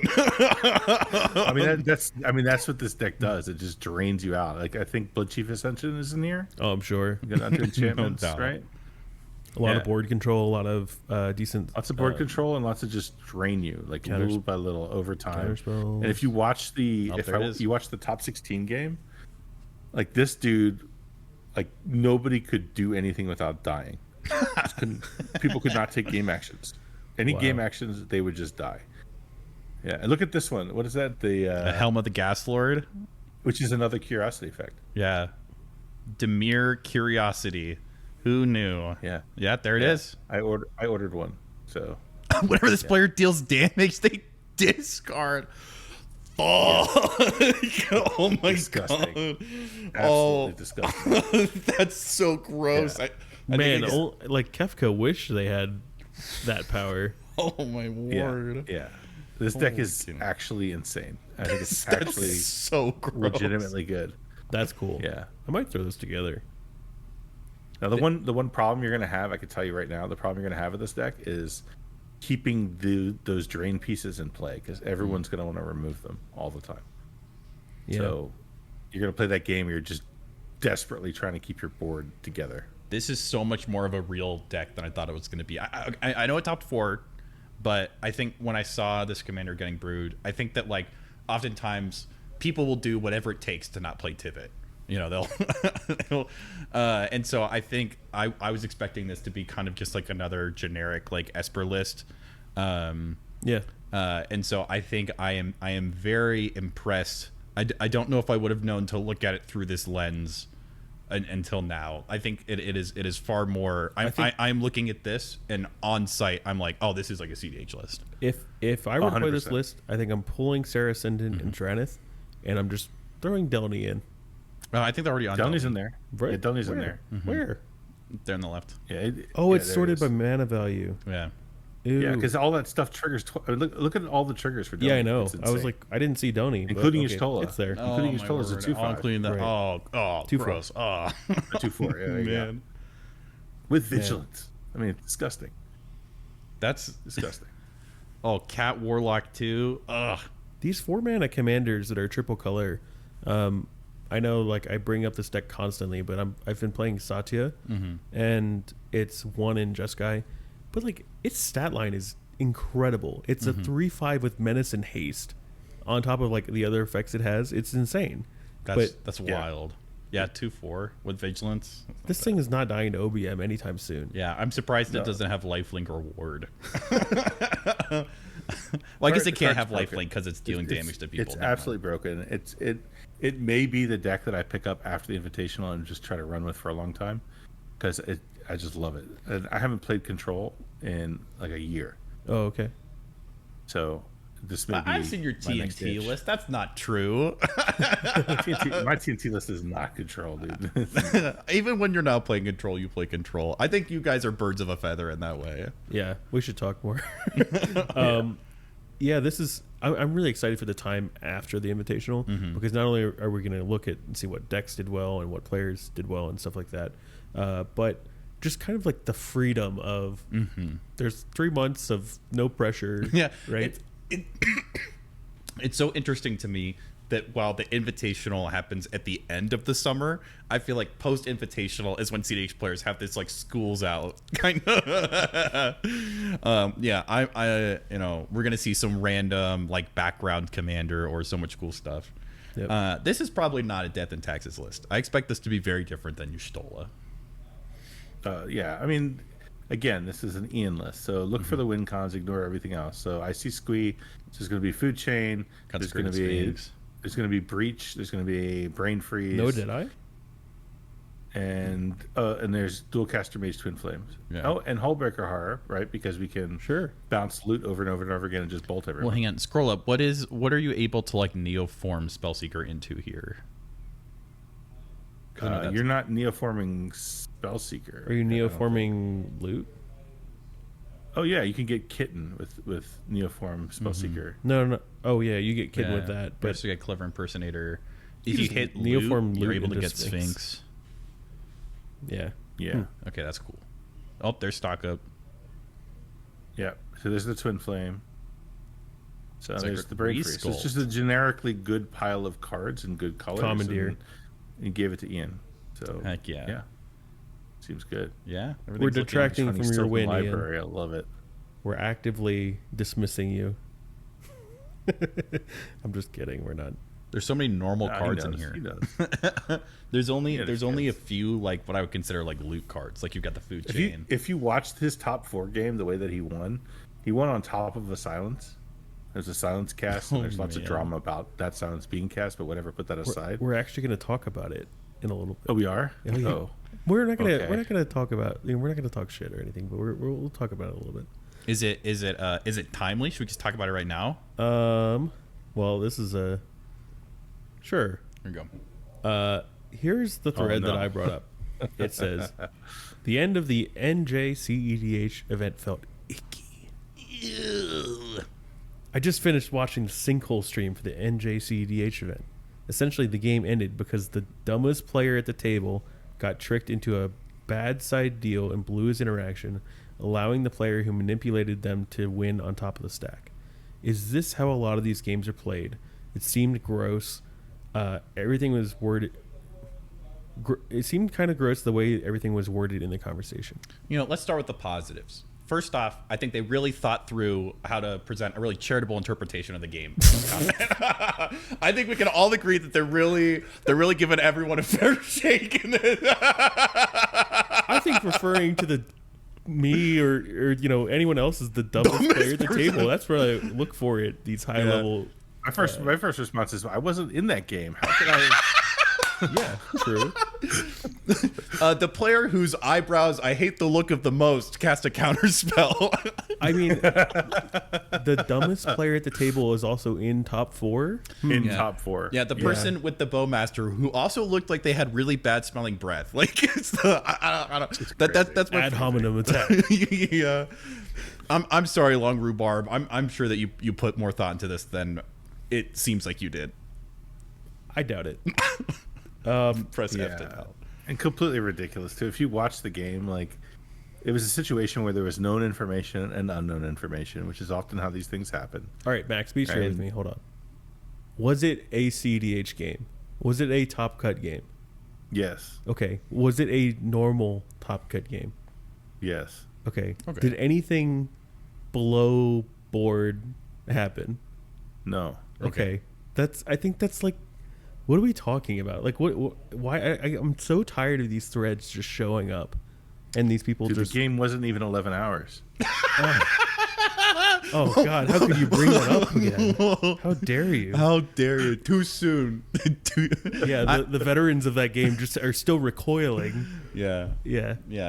It was. I think fine. It was totally fine, and yeah, it was completely a good game. It was played well. And to Ian's credit, he masterfully worked through that post-silence breach line. That was convoluted and complicated as hell, and he managed to find a way to win.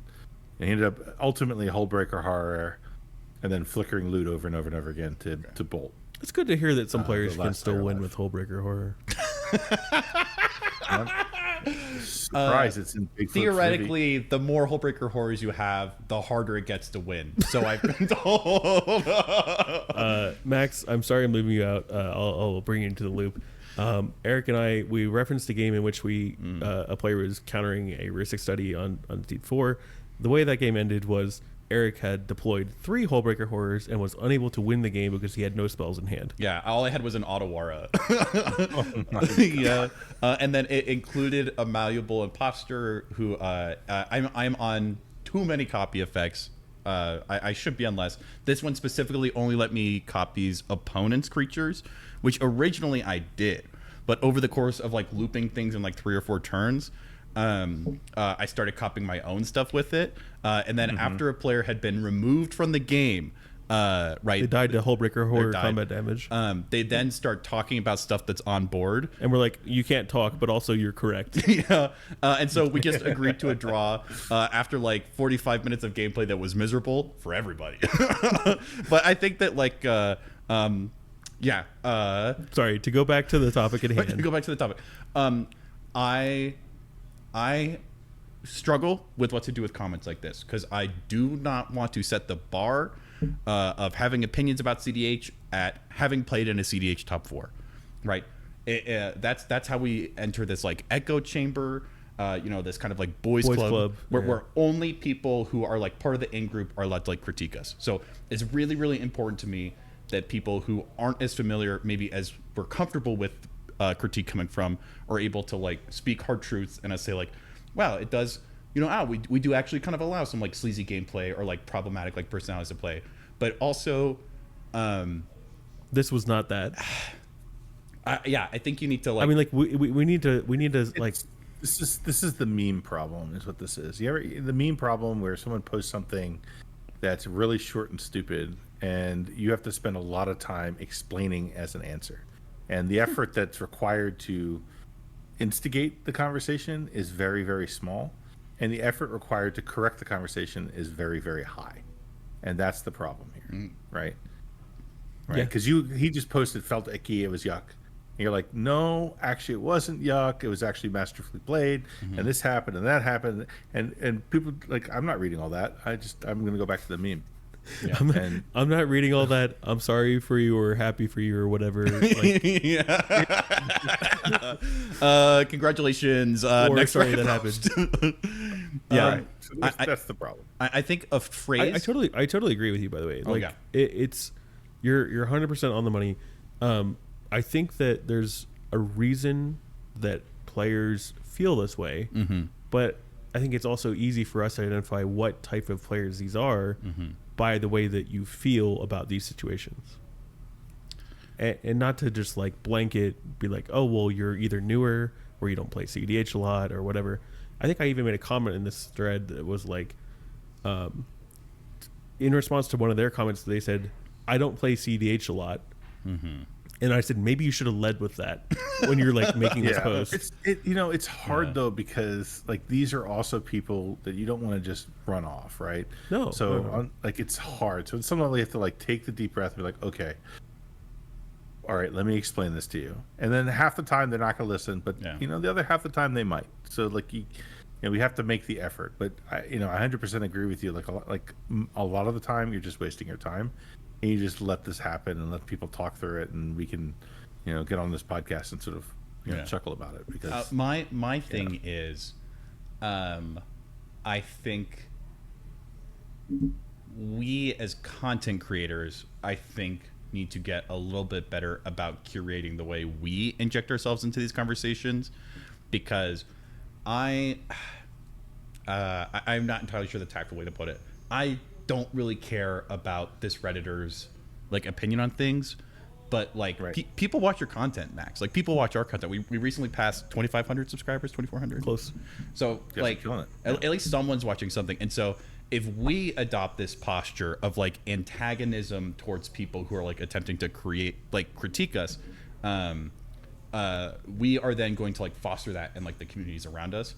And so when I try to interact with things, I try to think about it more of like, I hear what you're saying. I would like to hear, for someone who seems to not like cEDH, what caused you to watch it in the first place, right? What about, this was like interesting to you? Why did it stand out? Why does it seem like inherently like so evil? Or what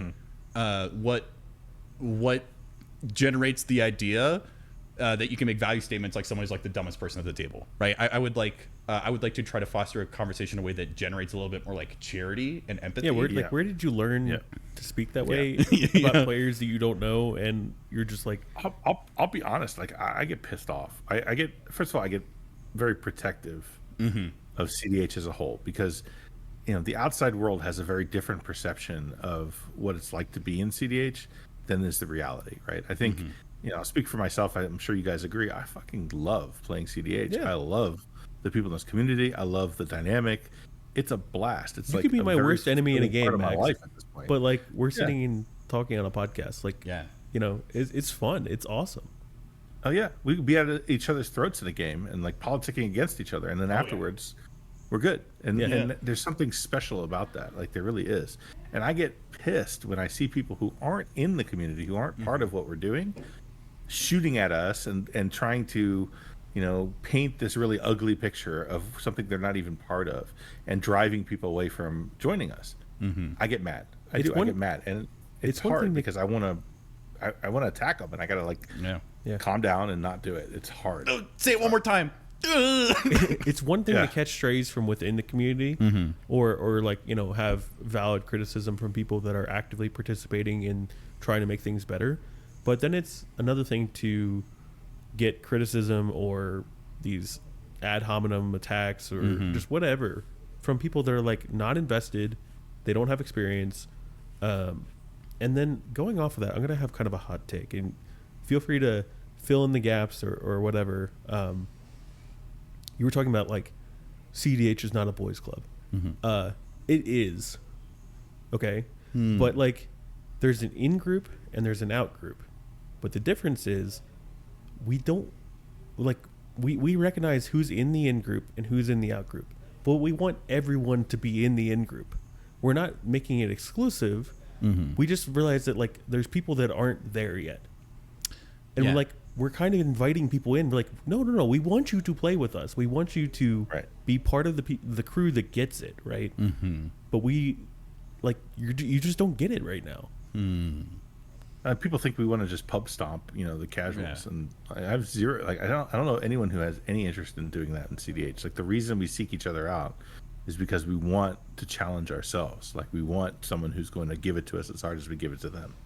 That's the whole point, right? And that's the reason why people outside just don't understand that. That's the reason why when there's three of us sitting at the table and we're looking for a fourth, and someone goes, "Oh, you guys looking for a commander game?" And we go, "Well, we're kind of like playing CDH." They're like, "Oh, I have some high power decks. I can sit at the table." I was like, like I kind of rather you if you like borrow a CDH deck and then like we can kind of teach you. And they're like, "Well, no, I think I can." I was like, "Okay, I'm not excluding you because, like I don't want to play with you. I want to include you to play what we're playing, like to play at the level we're playing. I don't want to pub stomp you." Yeah, it reminds me of I used to play in a basketball league. I used to play a ton of pickup games with like friends from school, and then one of my friends played in a league, and he's like, "Oh, you should come and play with me."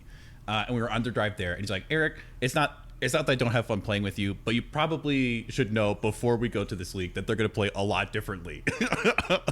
And he's like, it's super like fun, and everyone's joking around. You're probably going to notice like a much sterner tone, right? And so you could look at it as like he's attempting to like police my behavior, right? Don't act this way. Yeah. Don't act this way. Act this way. Be the type of person I tell you to. Or you could look at it from the perspective of he's trying to help like illustrate the guideposts that are going to smooth the transition towards me like entering this new community. I very much agree with you. I think gatekeeping is a really, really important part of protecting both people in the in group and in the out group. Because some people think they want to play CDH, but what they have in their minds of what they think CDH is very different from what it is in reality. And we don't want them spending a ton of money to fly out to a tournament and just have a terrible time, and they walk away feeling as if they wasted all this energy and all this money. And so I think that there are ways where like education and communication can help not serve as barriers, but gateways that people have to pass through in order to have access to the community. Something that they'll oftentimes use in counseling education is earning the right to be heard, right? You kind of have to like put your reps in, or you have to be a known quantity before you're allowed to be the definitive voice on like TNT or what should or shouldn't be done in the top four. I think where it becomes problematic is where some of those gateways are like arbitrary or on the basis of things that like don't necessarily need to be gatekept. So for instance, like with the language of like boys club, that was traditionally like access to spaces was locked behind gender.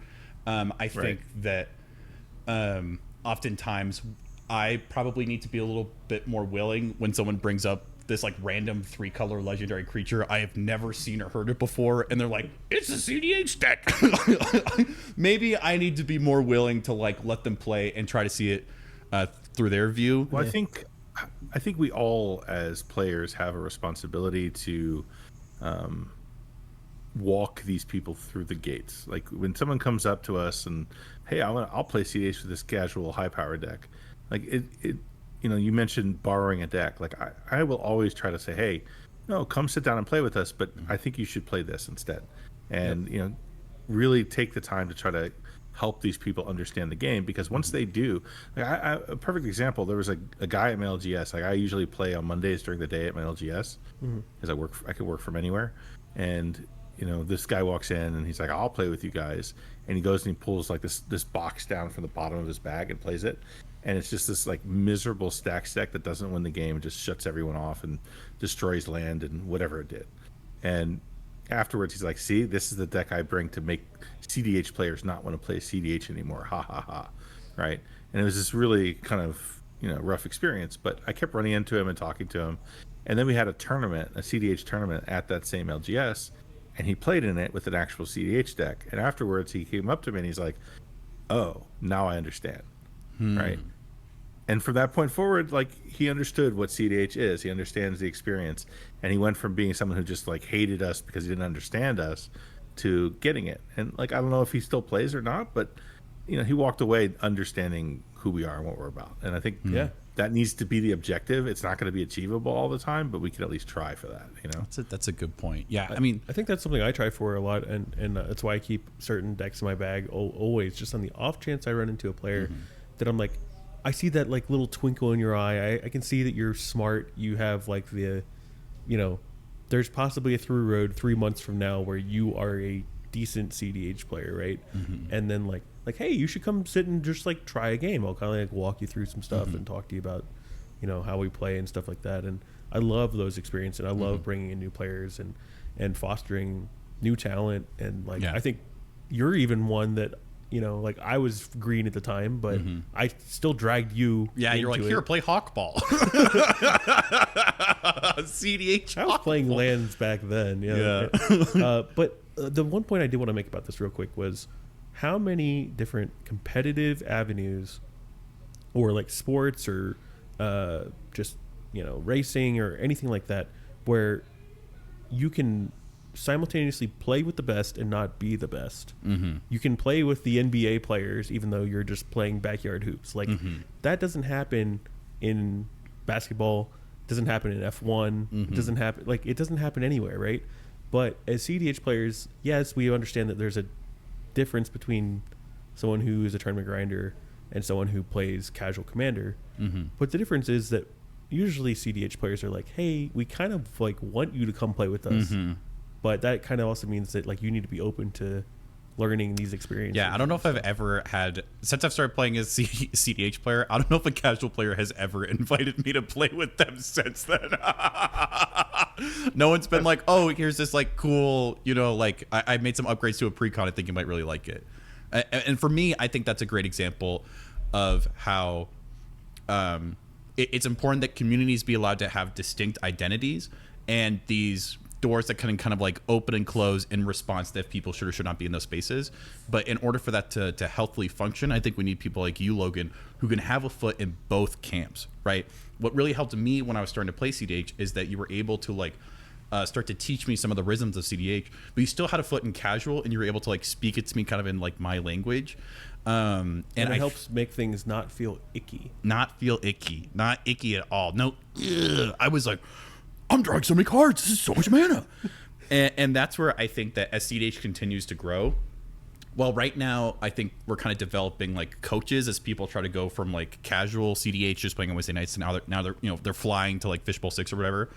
I think a skill that we need to continue to learn as cEDH players is kind of like mentoring, and to help kind of people walk through those gates, so that if people are bouncing off the community, someone is there to help kind of understand them. Like, well, Stacks, while it is an archetype, isn't one that's very good or fun. What do you like about this deck? That we can then maybe tweak Blue Farm to get you there. And I think that's the way someone with a lot of experience who gets it. Max, you know what cEDH is. You eat, sleep, you breathe cEDH. And so if you can kind of have those conversations, you can help bring that guy in. It's going to be better for everyone. And I think the more that we as cEDH players and content creators and people just in this space can kind of help like bring people along with us, I think the better it is for everyone. Agreed. 100%. And hopefully we could have fewer conversations like, oh, this felt bad. The dumbest player at the table. Oh, I mean, like, God. Max, obviously you watched the game, right? And like Eric and I didn't watch it yet. I planned to, but just didn't have time. I'm just like, okay, was everything normal? And you're like, yes. And I was like, was it a top cut game? You're like, yeah. And I was like, okay, well, did anyone do anything scummy? You're like, no. And that's like, that's the end of it. That's all there is to it. Gosh, this is a tired conversation. But this thread on the competitive VDH Reddit is telling people to shut the hell up. And I think there's some merit to it. I think a lot of the things we talked about today were like deals being long-winded or too specific, or players just taking like a lot of time, or just things like that. What do you think about this kind of idea? I think people that, don't realize. Maybe people don't realize. I realize people don't know that you could just tell the player who's politicking at you to stop. Like, you can actually do that. If you're taking a game action and they're trying to talk you out of the game action, you can look at them and say, "I've made my decision. Stop talking." You can say that, and they have to shut up. They have to. They're not allowed to keep. They will get game rules violations, and they'll get a turn skip if they keep it up. Like, you can tell them to shut up, and you should, frankly. Like, and one of the things I always tell people is, like, channel them out, look at what the situation, make a decision, and then that's it. Like, close the door. You've made the decision, right, wrong, indifferent. That's your decision. You've made it. Tell the people to shut the fuck up. You should do that. Absolutely, everyone should do that. I think there's this large sentiment online, especially and like in this Reddit space, where I've seen a lot of comments that are like, never listen to your opponents, and I'm like, that is not a heuristic that you can follow. Yeah, it's not never. It's not never, but I mean, sometimes you're like, you have no cards in hand and you've got like one spell, right? You've got that Swords to Plowshares, you're holding it, and I'm like, I don't know when I need to use this. Can you help me? Yeah. Like, tell me what I need to kill so we just don't all die right now. Yeah. There's so many times where I look for advice, but I think that differentiates a less experienced cEDH player and a more experienced one is when to listen to your opponents. Not don't listen to them, but yeah, you have to make your decision. And, like, absolutely, like, you take in the information, hear what they have to say, but at a certain point you tell them to stop, and they have to stop. And there are people in our community who don't stop, who keep pushing, and they push and they push and they push, and they can be aggressive and they can be difficult to say no to. Right? Yep. You don't have to say no in a harsh way. You don't have to yell it. You don't have to do anything. You just say, "I'm done. Please stop talking." That's it. That's all you have to say. And if they continue, then you do call a judge. I'm sorry. That's what you do. 100%. My favorite move is when I encounter one of those players and they're mind slavering or attempting to lock in the mind slaver on the player across from me. I go, look how much they're talking. Like, it's very obvious that they want you to do something. Like, have you ever just considered not listening to them for a second and just play your own game? And you kind of like see them snap out of it. They're like, huh. That's interesting. They have been talking a lot. This is not the heuristic study you're looking for. No, that is, I think it's one of those ways where more veteran players can kind of like model good play patterns even inside of like a tournament space.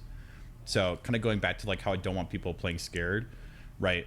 I want I also don't want people to feel, right, like if someone is very like insecure and they're like, am I supposed to like swords this? Right. I don't want to give one player access to two players worth of resources, right? Yeah. So something that's really important to me is as quickly as possible figuring out like where like power dynamics are centrally located.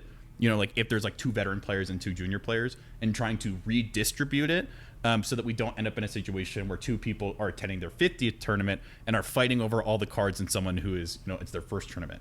I think that it's very important that we're in a social format, and I think players should be able to influence each other's decisions. That's why we play. Oh, yeah. That's why. And having been like a junior player, I have been in situations where I needed the logic to be hashed out between two veteran players for me to be able to understand what the correct decision was. But I think there's a way to do that lets the player who has priority keep both hands on the wheel. And I think that's like healthy and appropriate and like prevents people from having these icky feelings, as opposed to like, I think the word filibustering became really popular after like Salt City. I think this idea that like, for instance, I think I'm one of these players where I think my ability to like politic is a little bit better than just a lot of my other kind of like fundamental skills in cEDH. And so sometimes I will solve problems socially that I'm supposed to solve with cards. And that's an area where I need to grow. I need to get better.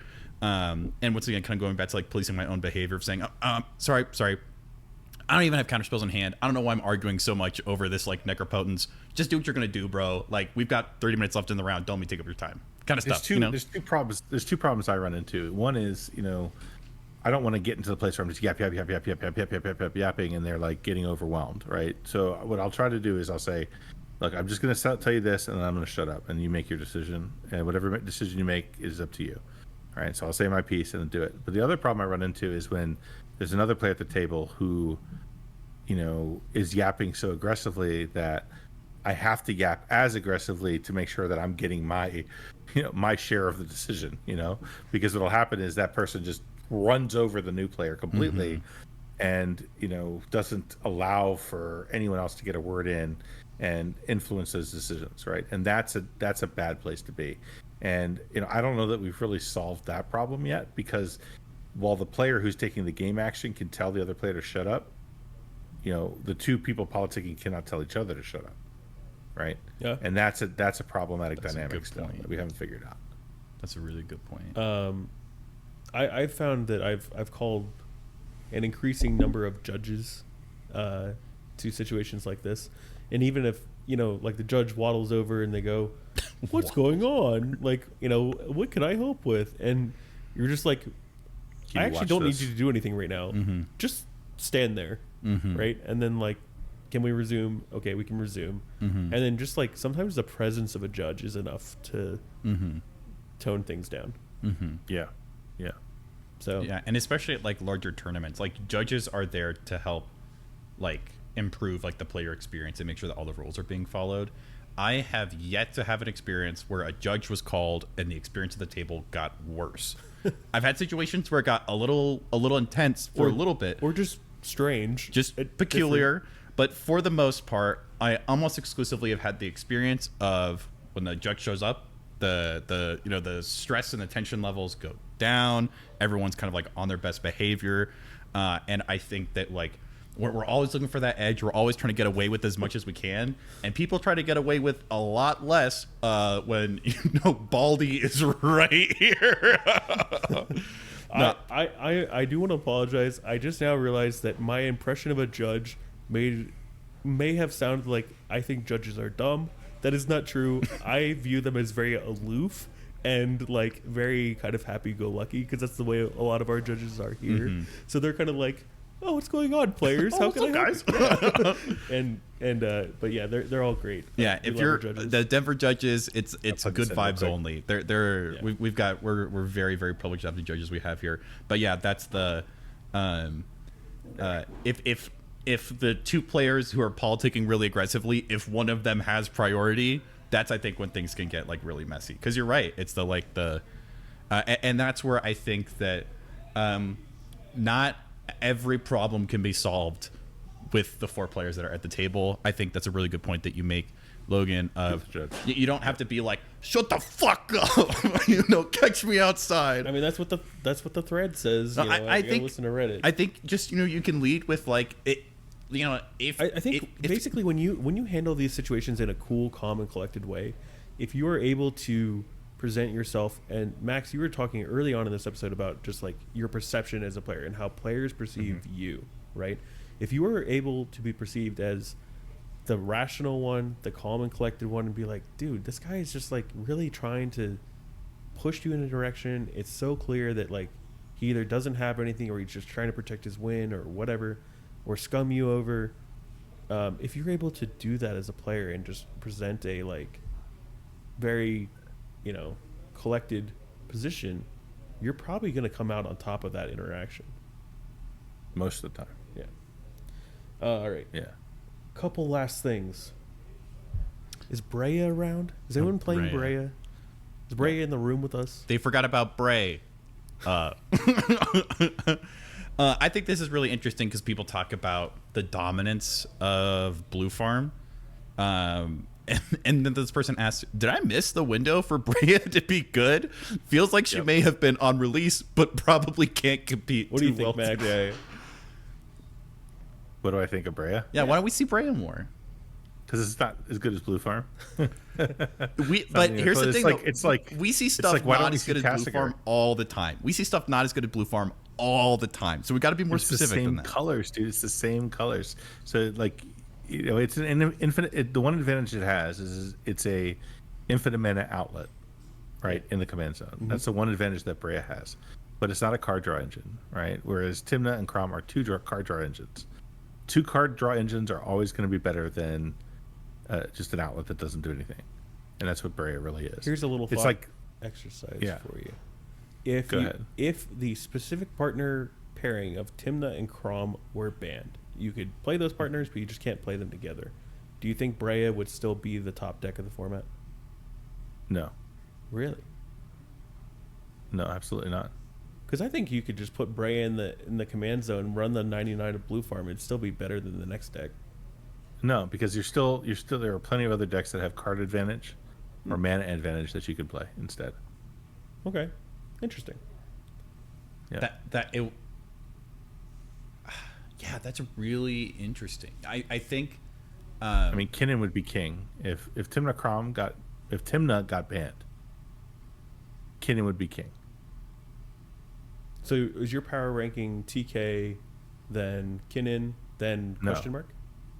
No, it's just that the dynamic of the format would then shift, and that would make Kinnan king. Yeah, I guess I was just asking if the specific partner pairing of T and K. I think Rogthras is number 2.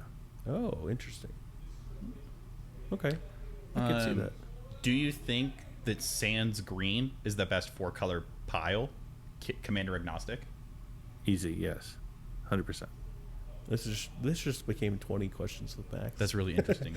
Yeah, like if all partner commanders get banned, I think I'm more likely to play Brea than Atraxa.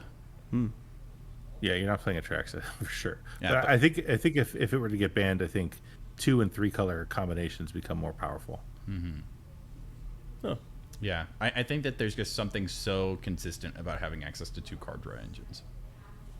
Yep. Yeah, the deck is cool. The deck is good. it's really good. We've got Jason here that plays it and just cooks us on it Have constantly. you, did you ever have like a blue farm stint, Max? Oh yeah. Did you play I it? played Blue Farm. Way back. So I played my deck journey was I played Estrid, and that's where I sort of crossed over from high power to CDH. Cut your teeth. Was when I left Estrid behind and went to Elsha, and then went from Elsha to Blue Farm, and then Blue Farm to Florian to Talion, and Talion to Timnajeska, and Hold now on. TNT. You can't gloss over Blue Farm to Florian. What was that? 4 colors is too many. Wasn't there like a bet between you and like Max Sternberg? So that came later. That came later. That came but- later. Yeah, because it Yeah, was like no, you there's with Florian, him and a- Obinix, right? Yeah, that did happen. Yeah, but that was later. So I started playing Florian because a buddy of mine who was in our play group, this guy Curtis, was like, when Florian got spoiled, I'm like, this card might be good. And he's like, that card sucks. I bet you won't build it. And I was like, okay. So Here I I go. built it, and I built it, and it was pretty good. It was actually good. So I started bringing it to tournaments, and I was topping with it. So So I guess Yeah. thank you so much for your time. I do have one closing question, maybe a Yep. short one, maybe a long one. So I think all of us would say that Blue Farm is the strongest deck in the format. I think that's kind of I don't think that's especially. It's not really A hot take. controversial. So why Yeah. are none of us playing Blue Farm? because Blue Farm, what does it mean when you say that something's powerful? When you say that a deck's powerful, what does that mean? Well, there's a floor and there's a ceiling. I think Blue Farm has the highest floor and is in the top 3 for the highest ceiling. Right? So when you're a good player, an experienced player, and you really understand your deck, you're able to get to that ceiling, right? And that ceiling is high, maybe even higher on other decks than it is on Blue Farm. I want to know your opinion on this, Max. My working theory with farm is that I totally agree with the high floor, right? But as you start to learn farm, you're like, oh my god, I have this like awakening of my CEDH, my latent CEDH brain, right? And then I see all the patterns. I see all 16 million colors, right? And then you start to branch off into other stuff. And then eventually it reels you back because you're like, well, nothing is as good as this. So you kind of have this like bathtub curve of farm where it's like you start playing farm and you're like, oh, I don't play farm anymore. And then as you become a better player, you're like, oh, well, farm is peak. I don't know. What do you think about that? I think that was very much like my I'm experience. asking Max what he thinks. Oh, sorry. We have a guest. Oh, yeah. No, I think you're largely correct. I think you're largely correct.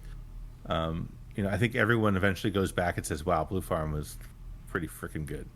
Like I remember playing it; it was always great. Like I don't know of any deck that I played that I was like, "Wow, Blue Farm can't compete with this." Blue Farm is as good as everything, basically. You don't feel like you're giving up anything by going back to Blue Farm in terms of the deck's ability to play. It's not the only reason to play it, though. It's not the only reason to play a deck. I remember the month or so after the bans where there was just like no farm at all. Everyone's like, "Oh, deck's dead. No rock site. Deck's dead."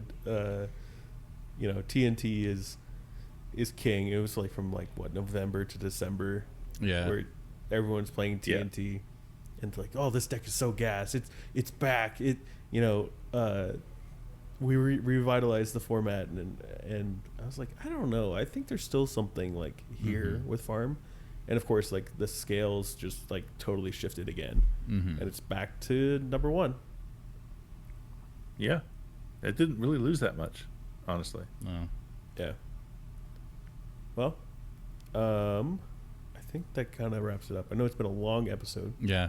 And a lot more yapping than normal. And thank you so much. We know you're in a few time zones later than us, Max. We really appreciate you. It was fun. Staying up to thanks for keeping tabs with us. Hell yeah, I had a great time, guys. This was a fun conversation. If people want to, it's good to have. If people want to catch you or reach out to you or follow you, we've got the Winning In podcast. How can they get to you? Yeah, I mean, you can find Winning In on YouTube, or you can tweet at me. I'm at the Fef. That's THEPFEF on Twitter. You can find me on Discord. I'm just Max P on Discord. I'm all over the place. You come to a tournament and you're looking for me, I'm probably the biggest guy in the room, so you can find me pretty easily. Challenge accepted. We love having you on. We love having you around. You're such a good, such a force for good in the community, and you're one of the real ones. So we thank you so much for hanging out with us. Yeah, my pleasure, guys. My pleasure. All right. Well, that about does it for us for this week. Yeah.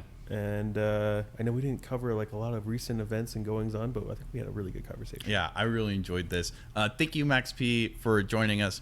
Viewers, thank you guys as well.